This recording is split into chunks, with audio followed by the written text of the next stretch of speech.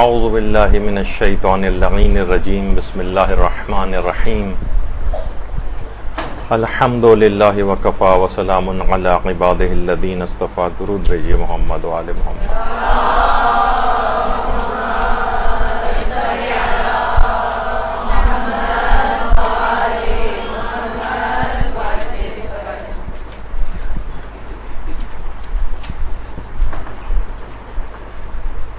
عقیق اور فیروزہ اور مختلف قیمتی پتھروں کے پہننے کے جو احکام ہیں اس پر ہماری گفتگو جاری تھی۔ فقہی احکام بیان ہو چکے تھے، ان کے فوائد فضائل اس کے متعلق بھی پچھلی دفعہ کافی گفتگو ہو چکی تھی۔ اب یہ بات ہوئی تھی کہ آخر یہ جو انگوٹھی ہے، نگینہ ہے، اس کے اوپر اگر کوئی نقش کندہ کروائیں تو اس سلسلے میں کیا تاریخ میں ملتا ہے، کس طرح کی چیزیں اس کی اثر پذیری کو بڑھانے کے لیے استعمال کی جا سکتی ہیں۔ دیکھیے، تمام صالح بندے، تمام مومنین ان پتھروں کو پہنتے ہیں، حتیٰ کہ تمام انبیاء کرام اور معصومین علیہم السلام بھی سب ان نگینوں کے اوپر کچھ نہ کچھ نقش کو کندہ کروایا کرتے تھے۔ بلکہ شیخ صدوق نے اپنی کتاب خصال میں امام معصوم سے ایک روایت نقل کی ہے کہ کسی بھی شخص کی عقل کا جو اعتبار ہے اگر معلوم چلانا ہو تو 3 چیزوں سے پتہ چلتا ہے، جس میں سے آخری 2 چیزیں جو ہیں ان میں سے ایک یہ کہ وہ اپنی انگوٹھی پر کیا چیز نقش کرواتا ہے اور وہ اپنی کنیت کیسی رکھتا ہے۔ جتنا اچھا نقش اپنی انگوٹھی کے اوپر کندہ کروائے گا، اس سے اس کی عقل کا پتہ چلے گا، اور جس قدر اس کی کنیت اچھی ہوگی، عربوں کے اندر رائج تھی کنیت اچھی سے اچھی رکھی جائے، اس سے بھی اس کی عقل کا پتہ چلتا ہے۔ تو نقش جو بھی ہیں اس پہ کندہ کروائے جاتے ہیں، اس کے بہت زیادہ فائدے ہیں، اور اس کی تاثیر جو ہے وہ اور زیادہ پہلے کی نسبت بڑھ جاتی ہے۔ اب مثلا ظاہر ہے کہ اگر کوئی قرآنی آیت لکھوائی گئی ہے، کوئی اللہ کا نام، کوئی ذکر، کوئی مخصوص دعا، تو ایک تو خود وہ اگر کندہ نہ کروائے جائیں صرف اس پتھر کے اچھے اثرات اور فوائد ہوتے ہیں، اور اگر ان فائدوں کے اندر مزید 4 چاند لگ جاتے ہیں کہ جب اس پر کوئی مقدس نقش بھی کندہ کروا لیا جاتا ہے، اس کے اپنے الگ اثرات ہیں۔ ابھی آپ سب کے سنیں گی کہ ائمہ معصومین اور دیگر انبیاء اور اولیاء اور علماء وغیرہ کیا نقش اپنے اس کے اوپر کندہ کرواتے ہیں۔ البتہ علامہ ذیشان حیدر جوادی مرحوم علی اللہ مقامہ، انہوں نے اپنی کتاب نقوش عصمت کے اندر جہاں ان نقوش کے متعلق گفتگو کی ہے تو اس کے اندر ایک بات لکھی ہے کہ اگر کوئی تحقیق کرے تو اس کے پاس کافی دلچسپ پہلو اس کے سامنے آ سکتے ہیں کہ ہر زمانے کے اعتبار سے ان نقوش کی ایک الگ الگ اہمیت، اس زمانے کے سیاسی حالات بھی بعض اوقات ان نقوش کے اوپر ریفلیکٹ ہوتے ہیں۔ وہ مخصوص حالات کے اندر وہ جو انگوٹھیوں کے اوپر نقش کندہ کروائے جاتے تھے، تو اگر کوئی اس پہ تحقیق کرے الگ سے تو اس کے سامنے بہت سی دلچسپ چیزیں سامنے آ سکتی ہیں۔ پھر یہ جو نقوش ہیں یہ انسان کی دیکھا جائے تو بار بار ان کے اوپر جب نگاہ پڑتی ہے تو اس کے اندر ایک احساس پیدا ہوتا ہے۔ ہاتھ میں مثلا اگر علی ولی اللہ والا کوئی نقش انگوٹھی کے اوپر ہے، بار بار انسان اس کو دیکھے گا اگر، تو وہ خود بخود گناہوں سے بچے گا۔ کردار سازی والی بہت ساری چیزیں ہاتھ میں، مثلا اس نے سورہ توحید کو کندہ کروایا ہوا ہے اپنے نقش کے طور پر انگوٹھی پر، تو اب وہ ہاتھ کو کسی بھی حرام کام کی طرف اٹھاتے ہوئے کئی دفعہ سوچے گا۔ اور بہت سے علماء تو اور صاحبان ایمان وَمَن يَتَّقِ اللَّهَ يَجْعَلْ لَهُ مَخْرَجًا والی قرآنی آیت کہ جو بھی تقوی اختیار کرتا ہے پروردگار اس کے لیے آسان راہ جو ہے وہ نکال دیتا ہے اس سے بچ نکلنے کی مشکلات سے۔ تو جب وہ یہ دیکھے گا، جب تقوی الہی اس کو یاد آئے گا تو ان کی اثر پذیری، ان سے کردار سازی والا کام بھی لیا جا سکتا ہے۔ یہی وجہ ہے کہ ہمارے پیغمبر اسلام ختمی مرتبہ صلی اللہ علیہ وآلہ وسلم صلی اللہ محمد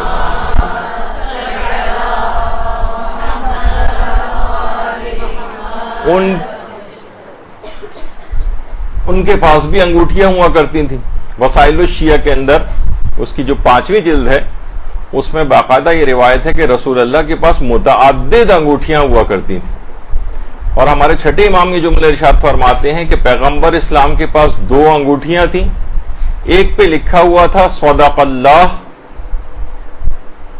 اور دوسری انگوٹھی پہ لکھا ہوا تھا لا الہ الا اللہ محمد الرسول اللہ. اچھا، رسول اللہ کے ہاتھ میں جو انگوٹھی ہوتی تھی وہ مہر کے طور پر بھی پیغمبر استعمال کرتے تھے، جس کے اوپر محمد الرسول اللہ لکھا ہوتا تھا، اور ترتیب اس طرح سے تھی اس کی لکھائی کی. عام طور پر ملتا ہے کہ اللہ پھر رسول پھر محمد، جس طرح یہ ترتیب ہے تقریباً ایسی ترتیب ہوا کرتی تھی. اچھا، رسول اللہ کی انگوٹھی کی وجہ سے بہت سے لوگوں نے سوچا کہ ہم بھی اس طرح کی انگوٹھی بنوا کر پہن سکتے ہیں، ہمارے لیے بھی غالباً کوئی اس طرح کی بات ہو جائے گی اور فضیلت کا کوئی پہلو آ جائے گا اگر ہم یہ والی انگوٹھی پر نقش کندہ کروائیں. تو کچھ روایات ایسی ہیں کہ جس میں پیغمبر اسلام نے اس بات کو منع فرمایا ہے کہ ان کی انگوٹھی کا نقش جو ہے وہ کوئی اور شخص اپنے انگوٹھی پر کندہ نہ کروائے. غالباً اس کی ایک وجہ یہی ہوتی تھی، تو اسی لحاظ سے کہ پیغمبر مختلف بطور سیل مہر کے استعمال کرتے تھے اس کو، تو اس طرح سے ہر شخص کے ہاتھ میں تو ممکن ہے کہ اس زمانے کے حوالے سے کوئی انتظامی حکم کے طور پر ہو، لیکن بہرحال کچھ روایات میں اس کی ممانعت آئی. تو اس طرح سے ہوا کرتا تھا. اچھا، پھر یہ کہ پیغمبر کی یہ والی مہر جو کہ یعنی انگوٹھی جو کہ سیل کے طور پر، مہر کے طور پر استعمال ہوتی تھی، جس پر یہ جملہ لکھا ہوا تھا، وہ روایات میں ملتا ہے کہ وہ ہوتے ہوتے مختلف خلفاء کے دور سے اور حضرت عثمان کے ہاتھ میں یہ والی انگوٹھی آ گئی. اور ایک دفعہ روایت میں کہ حضرت عثمان مسجد قباء کے ساتھ ہی ایک کنواں تھا جسے بئر خاتم کہا جاتا ہے، جو اس کے بعد سے بئر خاتم کے نام سے مشہور ہوا، کہ اس مسجد قباء کے اس کنارے کے اوپر حضرت عثمان بیٹھے ہوئے تھے اس کنویں کے کنارے پر. تو یہ جو چھوٹی سی ایک عمارت نظر آ رہی ہے اس زمانے میں ہوا کرتی تھی، اور یہاں پر ایک کنواں تھا اس کے اندر. تو ان کے ہاتھ سے وہ انگوٹھی پھسلی اور اس کنویں کے اندر گر گئی. اس کے بعد بہت تلاش کروایا لیکن وہ انگوٹھی کسی طور پر نہیں مل سکی.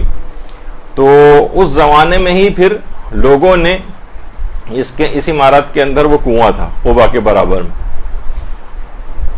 تو لوگوں نے ایک لحاظ سے اس کو بدشگونی سمجھا اور اس بات کی پیشگوئی کر دی گئی کہ حضرت عثمان کی حکومت اب برقرار نہیں رہ سکے گی، اور کچھ عرصے بعد ہی حضرت عثمان قتل کر دیے گئے.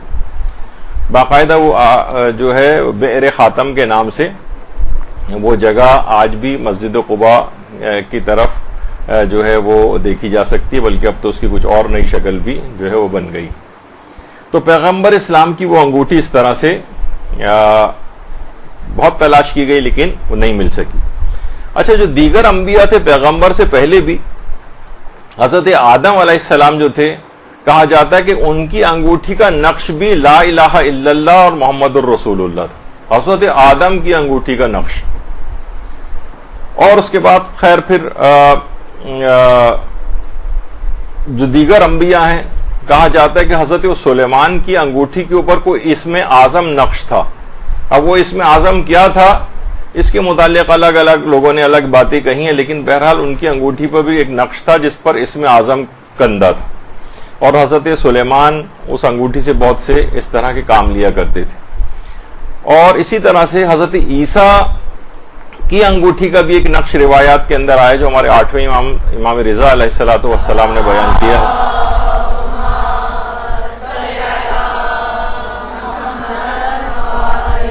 کہ خوشخبری ہے اس بندے کے لیے جس کو دیکھنے سے خدا یاد آئے، اور عذاب ہے اس شخص کے لیے جس کو دیکھنے سے خدا یاد نہ آئے. یہ باقاعدہ حضرت عیسیٰ کی انگوٹھی کا نقش تھا. اس کے بعد خیر پیغمبر اسلام کا دور آیا، اس کے بعد حضرت امیر المومنین علیہ السلام کا دور آیا. حضرت امیر کی انگوٹھی کے 3 نقش عام طور پر منقول ہیں. اللہ الملک و علی عبدہ، اللہ بادشاہ ہے اور علی اس کا بندہ ہے. اللہ الملک، صرف خدا ہی بادشاہ ہے. اور اسنت تو ظاہری اللہ، تیسرا نقش جو امیر المومنین کی انگوٹھی کے اوپر تھا کہ جس کے اندر اللہ کو اپنا پشت پناہ امیر المومنین نے قرار دیا تھا. تو بہرحال یہ انگوٹھیوں کے نقش جو ہے اس طرح سے ان برگزیدہ ہستیوں کی انگوٹھی کے اوپر ہمیں نظر آتے ہیں.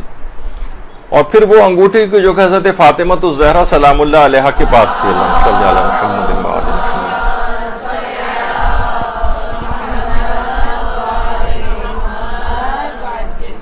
حضرت امام حسن عسکری علیہ الصلوۃ والسلام اپنے اجداد سے نقل کرتے ہیں کہ حضرت زہرا کے پاس ایک عقیق کی انگوٹھی ہوا کرتی تھی جو انہوں نے وقت شہادت امام حسن علیہ السلام کے سپرد کر دی تھی.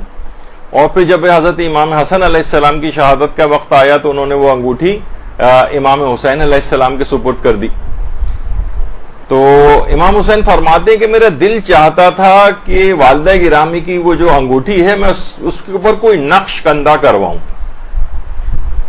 تو میں نے خواب میں حضرت عیسیٰ علیہ السلام کو دیکھا، یعنی امام حسین فرما رہے ہیں، اور حضرت عیسیٰ فرما رہے ہیں کہ اس انگوٹھی کے اوپر تم لا الہ الا اللہ الحق المبین، ملک الحق المبین،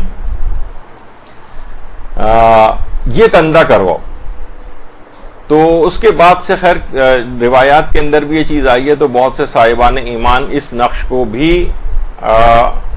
اپنی انگوٹھی کے اوپر کندہ کرواتے ہیں کہ حضرت عیسیٰ نے خواب میں اس کو سجیسٹ کیا. اور اس روایت میں امام رضا کی امام حسین علیہ السلام کو اپنی یہ خواہش پہنچائی کہ یہ والا نقش اس کے اوپر کندہ کروائیں. تو بہرحال اور یہ خود بہت ہی بہترین نقش ہے کہ اگر اس کو باقاعدہ روزانہ ہمارے چھٹے امام فرماتے ہیں 100 مرتبہ اگر اس چیز کو پڑھے، اس کلمے کو جو کہ اس کے اوپر کندہ کروایا جائے گا کہ لا الہ الا اللہ الملک الحق المبین، تو اللہ اسے فقر و تنگ دستی سے پناہ میں رکھے گا، اسی قبر کو کی وحشت کو دور کرے گا، اسے مالدار بنائے گا اور جنت کے دروازے اس کے لیے کھول دے گا. تو جب یہ نقش ہمیشہ آنکھوں کے سامنے رہے گا اور بار بار اس کو دیکھیں گے تو یاد آئے گا ارے 100 دفعہ اس کو پڑھ ہی لیں، کیونکہ روایت کے اندر بھی تذکرہ ہے، تو روزانہ کی بنیاد پہ اس کو بہت سارے فوائد اس سلسلے میں حاصل ہوں گے. اسی طرح سے اس کے بعد پھر امام حسن علیہ السلام، اللہم صلی علی محمد و علی محمد،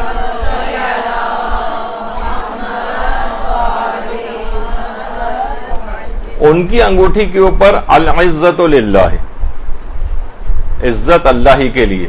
یہ امام حسن کی انگوٹھی کے اوپر تھا. اور رسول کافی میں ایک روایت ہے جس میں یہ ہے کہ امام حسن کی انگوٹھی پر ایک نقش اور بھی تھا، حسبی اللہ، حسبی اللہ، اللہ ہمارے لیے کافی. تو اور ایک روایت ہے ہمارے امام رضا علیہ الصلوۃ والسلام کی، اللہم صلی علی محمد و علی محمد،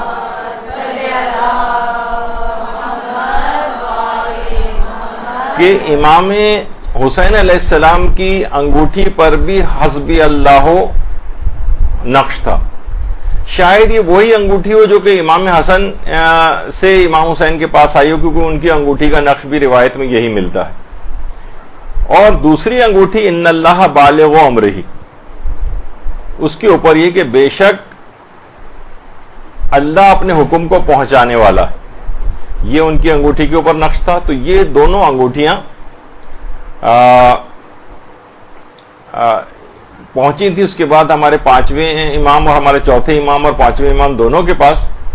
چوتھے امام کی انگوٹھی کے اوپر ایک نقش اور تھا جو کہ اصول کافی میں وما توفیقی الا باللہ، یہ چوتھے امام کی انگوٹھی کا نقش تھا. اور ایک اور بھی نقش تھا، وہ تھا چوتھے امام کا، خزیہ و شقیہ قاتل الحسین ابن علی، حسین ابن علی کا قاتل ذلیل و رسوا ہوا.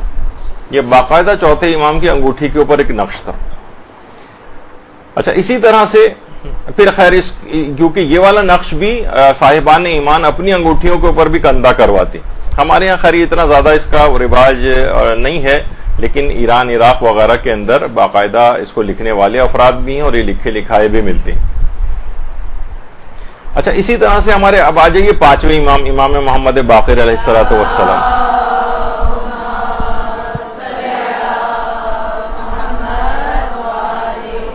پانچویں امام کی انگوٹھی پہ تھا ربی لا تذرنی فردا وانت خیر الوارثین. کم سے کم ربی لا تذرنی فردا، پروردگار مجھے تنہا اور اکیلا نہ چھوڑنا. یہ پانچویں امام کی انگوٹھی کے اوپر نقش تھا. اور یہ جو نقش ہے خاص طور پر جو اس کے جو عملیات کے ماہر علماء کہتے ہیں کہ یہ اولاد کی خواہش رکھنے والے شوہر و بیوی جن کے یہاں اولاد نہیں ہو رہی ہو، وہ اگر اس کو اپنی انگوٹھی پر کندھا کروا کر پہنے تو اس سے اولاد کے ہونے کے بہت قوی امکانات ہو جاتے ہیں. ربی لا تذرنی فردا وانت خیر الوارثین. تو بہرحال یہ پانچویں امام کی انگوٹھی کا نقش تھا. اور القوت للہ جمیعا، یہ بھی پانچویں امام کی انگوٹھی کا نقش تھا. اور چھٹے امام کی انگوٹھی کے اوپر جو نقش تھا وہ تھا اللہ خالق کل شیء، اللہ ہر چیز کا خالق ہے، یہ تھا. اور ایک انگوٹھی کا نقش چھٹے امام کا اور تھا اللہم انت ثقتی فقینی شر خلقک، کہ اے اللہ میں آپ پر اعتماد کرتا ہوں، آپ مجھے مخلوق کے شر سے بچا لیجیے. تو یہ چھٹے امام کی انگوٹھی کا نقش تھا. اسی طرح سے ہمارے ساتویں امام، امام موسی کاظم علیہ الصلوۃ والسلام،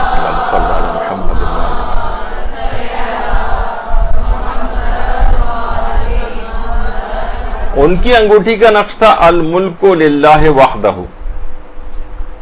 اور ایک روایت میں یہ بھی کہ حسبی اللہ، یہ بھی امام موسیٰ کاظم کی انگوٹھی کا نقش تھا. شاید یہ وہی انگوٹھی ہے کہ جو کہ امام حسن سے اس طرح سے چلی آ رہی ہے، دیگر ائمہ کے پاس بھی کیونکہ یہی نقش لکھا ہوا ملتا. پھر اس کے بعد ہمارے آٹھویں امام، امام علی رضا علیہ الصلوۃ والسلام،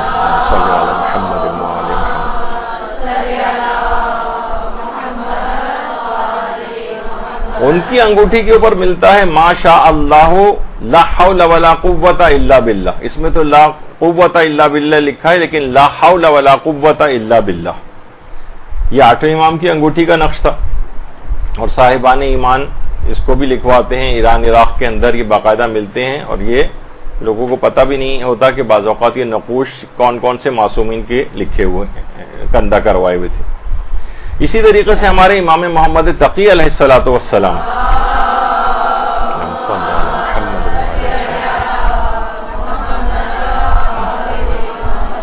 ان کی انگوٹھی کا نقش تھا حسبی اللہ حافظی. تو امام محمد تقی علیہ السلام کی انگوٹھی کا نقش. اسی طریقے سے امام علی نقی علیہ الصلوۃ والسلام، اللہم صلی علی محمد وعلی محمد،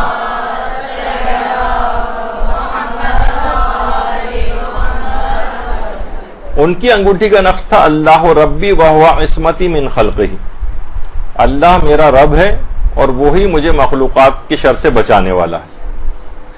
یہ ان کی انگوٹھی کا تھا نقش. اور ایک نقش اور بھی تھا حفظ العہود من اخلاق المعبود. یہ امام علی نقی علیہ السلام کی انگوٹھی کا نقش تھا کہ عہدوں کی حفاظت اور پاسداری کرنا یہ پروردگار کے اخلاقوں میں سے ایک اخلاق ہے. یہ ان کی انگوٹھی کا ایک نقش تھا. اسی طرح سے ہمارے 11ویں امام، امام حسن عسکری علیہ الصلوۃ والسلام، صلی اللہ علیہ محمد،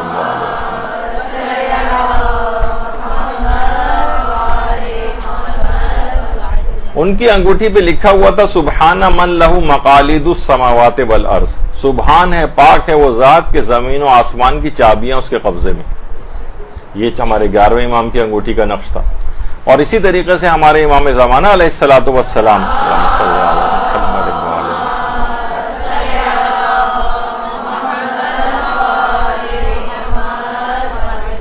روایات میں ملتا ہے، ایک روایت میں کہ امام کی انگوٹھی پر انا حجت اللہ، میں اللہ کی حجت ہوں، اور دوسرا ہے کہ انا حجت اللہ و خالصتہ. یہ دو جو ہیں امام زمانہ کی انگوٹھی کے اوپر نقوش موجود ہیں. اچھا، صرف یہی نہیں بلکہ کہ ہمارے 14 معصومین علیہ السلام، بلکہ امام علی علیہ الصلوۃ والسلام کے والد گرامی حضرت ابو طالب علیہ السلام، اللہم صلی علی محمد وعلی محمد،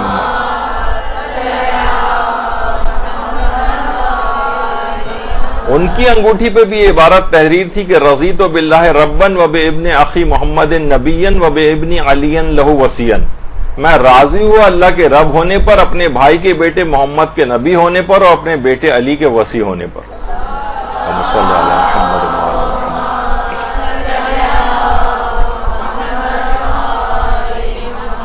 باقاعدہ کتاب الغدیر میں علامہ امینی نے اس کو لکھا ہے 7ویں جلد میں، اور تفسیر ابو الفتوح رازی جو ہے اس کی 4تھی جلد کے اندر یہ موجود ہے، اور یہ روایت ہمارے 8ویں امام امام علی رضا علیہ الصلوۃ والسلام سے۔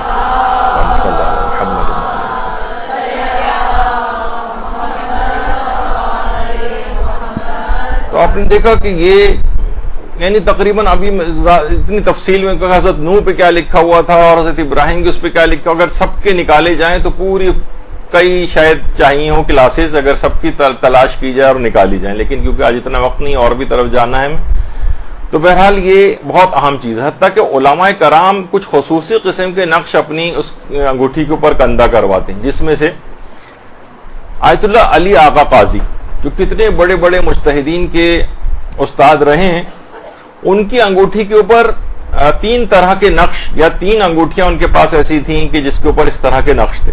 ایک انگوٹھی کے اوپر سورہ طٰہٰ کی 111ویں آیت لکھی ہوئی تھی کہ اس دن سارے چہرے خدائے حی و قیوم کے سامنے جھکے ہوئے ہوں گے اور ظلم کا بوجھ اٹھانے والا ناکام اور رسوا ہو جائے گا۔ یہ ان کی انگوٹھی کے اوپر ایک نقش تحریر تھا۔ یعنی روزانہ کی بنیاد پہ انسان اگر اپنی انگوٹھی ظاہر ہاتھ میں پہنی ہوئی ہے، اس پہ اکثر نگاہ بھی پڑتی ہے، تو اس سے روز قیامت یاد آئے۔ یہ عرفانیات اور سیر و سلوک وغیرہ کے لیے اور اپنے آپ کو روحانی طور پر بلند کرنے کے لیے نقوش بڑے فائدہ مند۔ اور دوسرا نقش ان کی انگوٹھی کے اوپر تھا جو کاف ہا یا عین صاد اور ہا میم سین قاف، یہ باقاعدہ اس کے انگوٹھیاں بنی ہوئی بھی ملتی ہیں، اور یہ درمیان میں یہ دونوں کاف ہا یا عین صاد ہا میم سین قاف یہ جو ہے باقاعدہ انگوٹھیوں کے اوپر کندھا یہ ملتے بھی ہیں۔ تو یہ آیت اللہ علی آقا قاضی کی انگوٹھی کے اوپر نقش ہوا کرتا تھا۔ اور تیسرا نقش جو تھا ان کی انگوٹھی کے اوپر وہ سورہ نمل کی آیت نمبر 30 تھی کہ انہ من سلیمان و انہ بسم اللہ الرحمن الرحیم۔ تو یہ تیسرا یعنی جو حضرت سلیمان کے حوالے سے جو قرآن کی آیت ہے وہ حضرت آیت اللہ علی آقا قاضی نے اپنی انگوٹھی کے اوپر کندہ کروائے ہوئے تھے۔ تو یہ 3 نقوش خاص طور پر ان کے بڑے اثرات ہیں کہ اتنے بڑے بڑے علماء نے یہ قرآنی آیات اپنی اس کے اوپر انگوٹھی پر کندہ کروائی ہوئی تھی۔ اچھا کچھ اور بھی ہیں علماء کے جو کہ انگوٹھی کا نقش جو ہے وہ اپنی اس تربیت کے لیے اور اپنی یاد دہانی کے لیے اس طرح سے استعمال کرتے تھے کہ جیسے یہ دیکھیے یہ جو انہ من سلیمان و انہ بسم اللہ الرحمن الرحیم یہ جو ہے باقاعدہ انگوٹھیوں کے اوپر چھپا ہوا اور کندہ کیا ہوا ملتا بھی، جو علی آقا قاضی کی انگوٹھی پہ تھا یہ بھی ملتا ہے۔ تو اگر انسان اس لحاظ سے جا کر مختلف دکانوں کے اوپر دیکھے تو وہ اپنی اس طرح کی خواہش کو پورا کر سکتا ہے، بلکہ کئی بھی اگر کیونکہ بہت زیادہ قیمتی انگوٹھیاں تو نہیں ہوتی، لیکن سب کے اثرات حاصل کرنے کے لیے اگر متعدد انگوٹھیاں جب سونے وونے کی اتنی ساری آپ اپنے پاس چیزیں جمع کر سکتی ہیں تو عقیق فیروزہ اور ان کے اوپر یہ والے نقوش والی انگوٹھیاں متعدد موقعوں پر الگ الگ کیوں نہیں پہنی جا سکتی۔ تو یہ اور تو آیت اللہ بہجت کے متعلق یہ ملتی ہے کہ انہوں نے اپنی انگوٹھی کے اوپر جو مہر کے طور پر بھی استعمال کرتے تھے العبد لکھوایا ہوا تھا، العبد اللہ کا بندہ۔ بس ان کی زندگی اتنی سادہ تھی کہ کہا جاتا ہے کہ مرجع ہونے کے بعد اور مرجعیت سے پہلے کی زندگی میں کوئی فرق ہی نہیں آیا تھا۔ وہی اپنے گھر کے اندر پہلے بھی درس دیتے تھے، بعد میں بھی درس دیتے تھے، رتی برابر بھی سوئی کی نوک کے برابر بھی مرجع بننے کے بعد کوئی فرق ان کی زندگی میں نہیں آیا تھا۔ تو کہتے تھے کوئی لمبے چوڑے بڑی مشکل سے تو توضیح مسائل کے اوپر اپنا نام لکھنے کو تیار ہوئے تھے، تو چہ جائے کہ آیت اللہ العظمیٰ اور اس طرح کے القاب تو وہ اپنے نام کے ساتھ نہیں لگاتے تھے بلکہ العبد۔ یہاں تک کہ جب ان کا انتقال ہوا ہے تو ان کی قبر مبارک کے اوپر بھی ان کی یہ العبد لکھ کے لگایا گیا ہے، کیونکہ یہ ان کی خصوصیت تھی، اور باقاعدہ لوگ ان کے آج بھی قبر میں پر جاتے ہیں تو ان کو یہ نظر آئے گا ان کی یہ مہر العبد، یہ اصل میں ان کی انگوٹھی کا نقش تھا۔ تو اس لحاظ سے اگر آپ دیکھیں اچھا، پھر اس کے بعد ایک اور بھی ایک چیز ہے کہ جو کہ آپ نے دیکھا کہ نقش اتنا ایک کارآمد ہے کہ مرنے کے بعد بھی منہ میں جو مردے کے رکھا جاتا ہے عقیق، سادہ بھی رکھ سکتے ہیں لیکن اس کے اوپر کلمہ شہادتین، ائمہ معصومین کے اسماء گرامی اور ان کی امامت کا اقرار، یہ انگوٹھی کے اوپر کندہ کروا کے اس کے منہ میں رکھا جائے، جس کے فوائد ہم پچھلی دفعہ بیان کر چکے. تو یہ بھی تو دیکھا جائے، یہ نقشی تو ہیں، یہ نقش اماموں کے نام اور خدا کی وحدانیت اور پیغمبر کی رسالت کا اقرار، تو یہ خود مرنے کے بعد بھی یہ نقوش اس طرح سے کام آتی، تو ان کی بڑی اہمیت ہے. اسی طرح سے اب آ جائیے حرز جواد. حرز جواد ہمارے بڑے علماء سب پہنتے ہیں، رہبر معظم بھی حرز جواد کو اکثر پہنتے ہیں. اور اس سے پہلے البتہ یہ جو لفظ اس کے اندر آئے حرز، دیکھیے ایک چیز ہوتی ہے حرز اور ایک ہوتا ہے ورد. ورد میں اور حرز میں فرق ہے. ورد ہوتا ہے کوئی بھی ذکر یا کوئی بھی آیت جسے مسلسل دہرایا جائے، اسے کہتے ہیں ورد. لیکن حرز جو ہے مثلا نظر بد سے بچنے کے لیے، نقصان سے بچنے کے لیے کوئی ذکر یا دعا کو ہر وقت اپنے ساتھ رکھنا، چاہے وہ انگوٹھی میں رکھنا، چاہے وہ لاکٹ میں رکھنا یا اپنے ہاتھ کے اوپر باندھنا، اس کو حرز کہا جاتا ہے، یا جسے تعویذ بھی کہہ سکتے ہیں. اچھا، اتنا ایک بیچ میں ایک بات اور بتا دی جائے، پچھلی دفعہ بھی سوال کیا تھا کسی نے، تو وہ میں اس کا بتا دوں کہ انگوٹھی کا جو نگینہ ہے اس کا اسکن سے ٹچ ہونا لازم نہیں. ہاتھ میں پہنا ہو، ضروری نہیں کہ کھال سے مسلسل ٹچ بھی ہوتا رہے، بس وہ بھی کافی فوائد دلوا دیتا ہے. تو اگر کوئی ذکر یا چیز ہو تو اسے حرز کہتے ہیں، اور کوئی دعا ہو تو اس کو تعویذ کہا جاتا ہے. اور حرز جواد جو ہے وہ باقاعدہ اس کے متعلق جو روایت ہے، ہمارے جو ایک عالم گزرے ابن طاؤس، انہوں نے محج الدعوات کے اندر جو ان کی کتاب ہے اس کے اندر پورا وہ واقعہ بھی نقل کیا ہے کہ جو ہمارے امام محمد تقی علیہ السلام کی صلی اللہ محمد وعلی محمد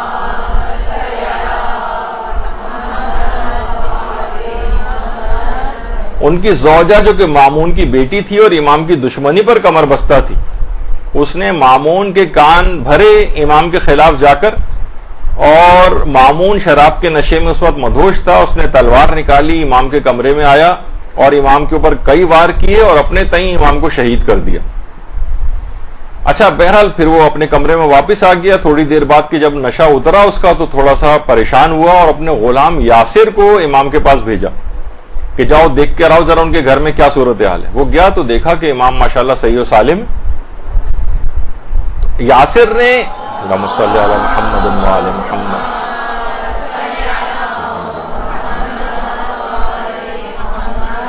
اچھا اس کا خاص غلام تھا. اس نے کہا کہ یہ کیسے ممکن ہے، ہو سکتا ہے کہ تلوار سے وار کی ہوں لیکن اتنے زیادہ یعنی کاری وار نہ ہوئے ہوں.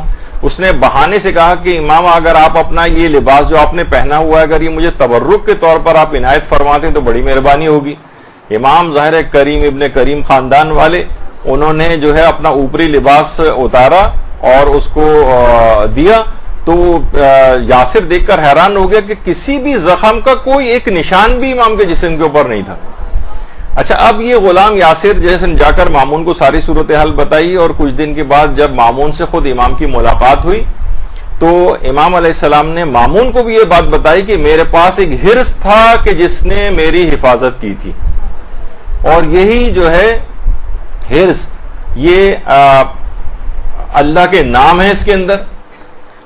اور یہ خاص حرز ایک تھوڑا سا تفصیلی بھی ہے، اور ایک کم سے کم یہ والا حرز جو کہ مفاتیح الجنان کے اندر بھی ہے، یہ تو انسان اس کو اپنے پاس رکھے، ابھی اس کی بھی تفصیل آتی ہے. اور اس کو لکھنے کے بھی اس کے کچھ خاص آداب ہیں. حرز جواد کو لکھنے کی کچھ خاص آداب بھی. سب سے پہلی بات تو علماء یہ فرماتے ہیں کہ بال پوائنٹ یا فاؤنٹین پین وغیرہ کی انک سے اس کو نہ لکھیں، اس سے اس کی اثر پذیری نہیں ہوتی. یا تو لکڑی کا قلم استعمال کریں یا کوئی ایسی پینسل کہ جسے کسی مسلمان نے بنایا ہو. تو عام طور پر کیونکہ اب یہ پتہ نہیں ہوتا کہ کیونکہ فرماتے ہیں اگر کوئی کافر کے قلم سے یا کافر کی بنائی ہوئی کسی چیز سے اگر اس کو لکھا جائے تو پھر حرز جواد کا فائدہ نہیں ہوتا. اور جس وقت حرز جواد لکھا جاتا ہے، یہ والی جو دعا ہے جو ابھی آپ کے سامنے تھی، یہ باوضو ہو کر لکھی جائے اور رو بقبلہ ہو کر لکھی جائے. اور اسے انگوٹھی کے اندر بھی حرز جواد کو رکھ سکتے ہیں. اس کو مثلاً آپ کسی کاغذ کے اوپر بھی لکھ سکتے ہیں, یا مثلاً کسی کپڑے پر لکھ کر بھی گھر میں رکھ سکتے ہیں, یا اپنے ہاتھ کی انگلی سے بچوں کی پیشانی کے اوپر بھی لکھ سکتے ہیں ان کی حفاظت کے غرض سے. تو آپ حیران ہوں گی کہ جو وہابی حضرات ہیں اگرچہ وہ تعویذ وغیرہ کو شرک سمجھتے ہیں, اور باقاعدہ اپنی کتابوں کے اندر انہوں نے اس کو لکھا ہے کہ جو مختلف قسم کے تعویذوں سے جو ہے مدد حاصل کرنا اور یہ سب کچھ شرک ہے, لیکن حرز امام جواد کو اور حرز امام علی ابن ابی طالب علیہ السلام کو وہابی حضرات بھی شرک نہیں سمجھتے, کہتے ہیں یہ شرک نہیں. تو بہرحال, اور آقا خوئی نے باقاعدہ منہاج الصالحین میں لکھا ہے کہ حرز جواد کو سونے یا چاندی کے اوپر کندھا کروا کر یا اس کا ایک کیس بنوا کر اس کے اندر کسی کاغذ پر لکھ کر بھی گھر میں بھی رکھ سکتے ہیں اور اپنے جسم کے ساتھ بھی رکھ سکتے ہیں. بس البتہ وہ ضرور ہے کہ مرد اگر سونے کی انگوٹھی وغیرہ کے اندر اس کو ظاہر نہیں پہن سکتے تو مرد یہ والی احتیاط کریں. لیکن بہرحال کسی بھی سونے اور چاندی میں کندھا کروا کے کسی جگہ گھر میں رکھنا ہے اگر حرز جواد کو, تو اس کے اندر رکھا جا سکتا ہے. اور آیت اللہ بہجت ظاہر لوگوں کو مختلف عملیات بتاتے تھے. تو ایک دفعہ خاتون نے آیت اللہ بہجت سے جو ہے یہ سوال دریافت کیا تھا کہ وہ سوتے سوتے ڈر جاتی. اچھا دیکھیے, ایک چیز ہوتی ہے عام طور پہ بچوں میں جسے نائٹ ٹیررز کہتے ہیں, بچے ایک دم سے سوتے سوتے جو ڈر جاتے ہیں, کوئی آبویس وجہ بھی نہیں ہوتی, آپ اکثر انہیں جھنجھوڑتے ہیں لیکن وہ بیدار بھی نہیں ہوتے, بس روئے چلے جا رہے ہیں, نائٹ ٹیررز کہلاتے ہیں. شروع میں تو ذرا ہوتا ہے, جیسے جیسے بچے کی عمر بڑھتی جاتی ہے ویسے وہ خود بخود ٹھیک ہوتا جاتا ہے, لیکن وہ کب بعض اوقات بڑی پریشان کن صورتحال ہو جاتی ہے گھر والوں کے لیے. تو آیت اللہ بہجت نے اس عورت کو بتایا جو خواب میں اس طرح سے ڈر جاتی تھی. کہا کہ تم چاروں قل پابندی کے ساتھ تلاوت کیا کرو, خاص طور پر معوذتین, سورہ فلق اور سورہ ناس کی جو ہے تلاوت خاص طور پہ کرو. اور پھر بھی اگر یہ تمہاری تکلیف رفع نہ ہو, یہ خواب میں ڈر جانے والی, تو پھر تم حرز جواد کو اپنے ہاتھ پر باندھو. یہ باقاعدہ آیت اللہ بہجت نے جو ہے یہ خاص طور پر اس چیز کے لیے بھی حرز جواد کو تاکید کیا. اور اسی طریقے سے حجت الاسلام فریضات جو ایک مشہور عالم دین ہے ایران میں, وہ آیت اللہ بہاؤالدینی کے متعلق یہ بات بتاتے ہیں جو بہت ہی عارف گزرے. وہ کہتے ہیں, خود آیت اللہ بہاؤالدینی فرماتے تھے کہ ایک شخص کے سر پر ایک بہت بڑا پتھر اس کے سر پر آ گرا, لیکن اس کو کوئی بھی نقصان نہیں ہوا. سب لوگ حیران رہ گئے, اتنا بڑا پتھر ایک بلندی سے کسی شخص کے سر پر آ کر گرے اور اسے خراش تک نہ آئے. معلوم چلا, تحقیق کی گئی تو حرز جواد اس شخص کے پاس نکلا. تو یہ اس طرح کی بہت ساری چیزوں سے بچانے والا بہت مجرب ہے. آیت اللہ بہاؤالدینی بھی بات بیان فرماتے تھے, اور آج بھی لوگ جو ہے حرز جواد کو اس کو کر کے اپنی انگوٹھی کے اندر جو ہے وہ رکھواتے ہیں. باقاعدہ ایران سے یہ سب ملتی ہیں, اور علماء حضرات بھی اس کو جو ہے وہ پہنتے ہیں.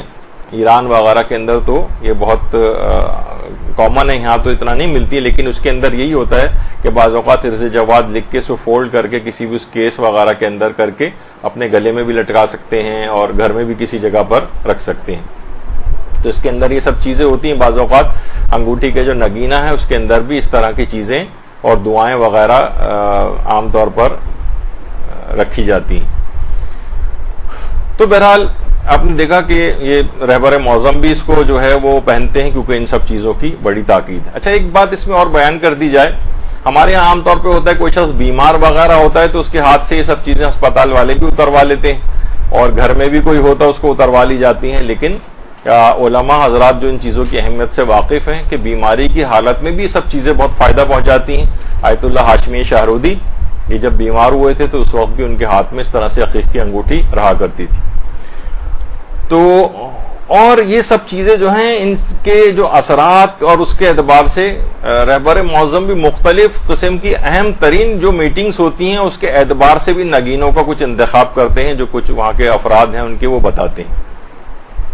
تو بہرحال دیکھیے یہ سب چیزیں ایسی ہیں کہ جو کہ انسان کو چاہیے کہ وہ دیکھے علماء کی سیرت کا. میں اس وجہ سے ان کے اندر اتنی تفصیل کے اندر بھی گیا کہ ہمارے ہاں آج کل ان چیزوں کا مذاق اڑایا جانے لگا ہے, ان کو کفر اور شرک سے تعبیر کیا جانے لگا ہے. کہا جاتا ہے کوئی خاص ان کی اہمیت نہیں ہے, بس ایک پہننا مستحب ہے. جیسے وہی خلیفہ ثانی والا جو جملہ تھا کہ پتھر تو کوئی فائدہ اور نقصان پہنچانے والا نہیں, بس رسول اللہ نے کیونکہ بوسہ دیا تھا اس وجہ سے میں تجھے بوسہ دے رہا ہوں. تو کہتے ہیں کہ جسٹ ایک سمپل مستحب ہے, باقی کوئی اس کے اثرات وغیرہ نہیں. تو اچھا اب دیکھیے, جیسے کہ میں نے پہلے بتایا تھا کہ رہبر خود ان مختلف قسم کے نگینوں کو پہنتے ہیں, اور پچھلی دفعہ بھی یہ بات آئی تھی کہ وہ کوئی معاذ اللہ ایک سادہ طبیعت کے شخص ہے, اور یہ نہیں کہ وہ معاذ اللہ کوئی شو بازی وغیرہ کے اندر جس طریقے سے عام طور پر خواتین کو مختلف انگوٹھیاں جمع کرنے کا شوق ہوتا ہے اس طرح سے کوئی کریں گے, بعید ہیں ان کی شخصیت سے. تو یہ تمام چیزیں کیا ہیں, سب کے فوائد ہیں, ان سب کے لیے روایات آئی ہیں, اور علماء کی ایک سیرت اور بھی ہوتی ہے جو کہ ہم, وہ ظاہر ہے کہ وہ تو اپنے آپ کو اس کو ظاہر نہیں کرتے, کہ جو بھی احادیث ہیں یعنی جس کے اندر کوئی بھی فائدہ بتایا گیا ہے, ثواب بتایا گیا ہے, کوئی بھی نیک کام بتایا گیا ہے, تو اس حوالے سے ایک ایک دفعہ ہی کیوں نہ صحیح, کم سے کم اس کے اوپر ایک ایک دفعہ زندگی میں عمل کر لیا جائے, تاکہ روحانیت کے وہ تمام پہلو ہر لحاظ سے مکمل ہو جائیں. کہ جو مثلا ہو سکتا ہے کہ بہت سی چیزیں جو بتائی گئی اگر ہم نے مثلا نہیں پہنی تو وہ آثار, برکات اور فوائد اس سے بھی گویا محروم ہو گئے, اور حدیث کے اس حکم پر بھی عمل نہیں ہوا جو کہ اس میں بیان کی گئی تھی بات. تو اسی طریقے سے ظاہر ہے وہ عقیق قرمز بھی پہنتے ہیں, عقیق زرد بھی پہنتے ہیں, اور یہ جو در نجف پہنتے ہیں, حدید سینی پہنتے ہیں, فیروزہ پہنتے ہیں, یاقوت پہنتے ہیں. اس کے علاوہ ایک اور عقیق بھی ہے جسے عقیق شرف الشمس کہا جاتا ہے, اس پہ ہماری تھوڑی سی ابھی گفتگو ہوگی. عقیق شرف الشمس, دیکھیے عقیق شرف الشمس ایک خاص تعویذ ہے, اور یہ اس کے اوپر کندھا کروایا جاتا ہے عقیق زرد کے اوپر, اس پہ خاص قسم کا نقش ہے. اچھا رہبر خیر اس کو بھی پہنتے ہیں, اور حضرت رہبر جو ہیں وہ اپنی انگوٹھیوں کے اوپر جو مختلف قسم کے نقوش انہوں نے تحریر کروائے ہوئے ہیں, ان میں ایک نقش ہے یا علی ابن ابی طالب, یہ ایک نقش ہے, اور ایک اور نقش ہے یا ظافر. یا ظافر, ظافر یعنی اے فتح مندی دینے والے. تو خاص طور پر جب یہ داعش اور یہ مختلف قسم کے اس طرح کے جو بڑے خطرات ہو گئے تھے, اس زمانے میں بھی یا ظافر والی انگوٹھی کو رہبر پہنا کرتے تھے. اور شام میں جب بی بی کے روضے کے اوپر جو ہے وہ حملہ ہو رہا تھا اور بہت زیادہ وہاں پہ خطرات تھے, تو رہبر نے یا زینب کبریٰ کے نام سے بھی ایک عقیق کی ایک انگوٹھی جو ہے وہ پہننا شروع کی تھی. اور خاص طور پہ جس دن امام حسن عسکری کی پیدائش والا دن تھا, اس دن یا زینب کبریٰ کندھا کی ہوئی انگوٹھی پہنی تھی پہلی دفعہ. اسی طرح سے ان کی ایک انگوٹھی کے اوپر یا امیر المؤمنین, یہاں یا زینب کبریٰ پھر لوگوں نے بھی لکھوانا شروع کیا, اور ان کی دیگر جو انگوٹھیاں اس پہ کسی پہ یا امیر المؤمنین لکھا ہوا ہے, اور ایک انگوٹھی پہ لکھا ہوا ہے صلی اللہ علیہ یا علی ابن ابی طالب. اللہم صلی علی محمد وعلی محمد.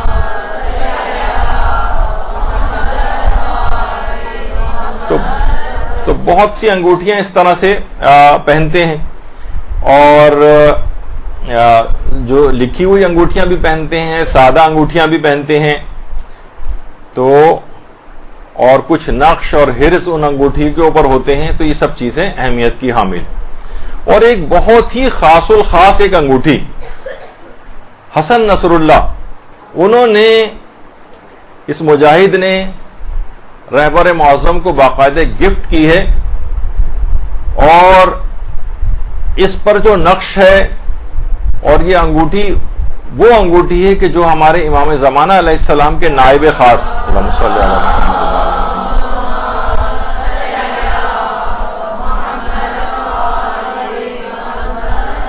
وہ انگوٹھی جو کہ عثمان ابن سعید جو امام زمانہ علیہ السلام کے پہلے نائب تھے, جن کی بغداد میں ان کا روضہ بھی ہے، جو امام علی نقی علیہ السلام کے بھی وکیل تھے، اور ان کی شہادت کے بعد امام حسن عسکری علیہ السلام کے وکیل رہے، اس کے بعد حضرت حجت کے نائب خاص بنے، اور 5 سال تک امام زمانہ علیہ السلام کے نائب ہونے کے بعد پھر انتقال فرمایا تھا۔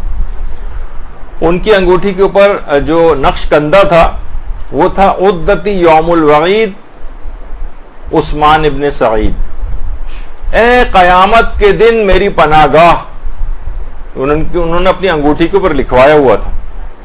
اچھا، باقاعدہ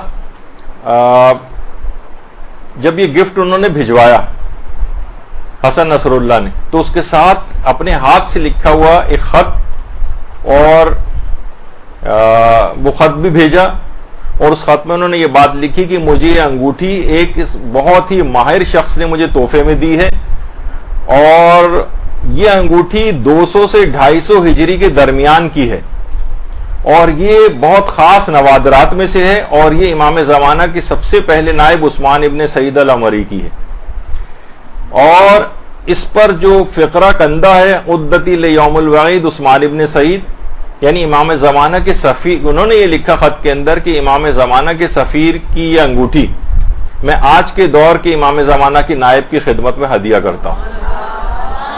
صلی اللہ محمد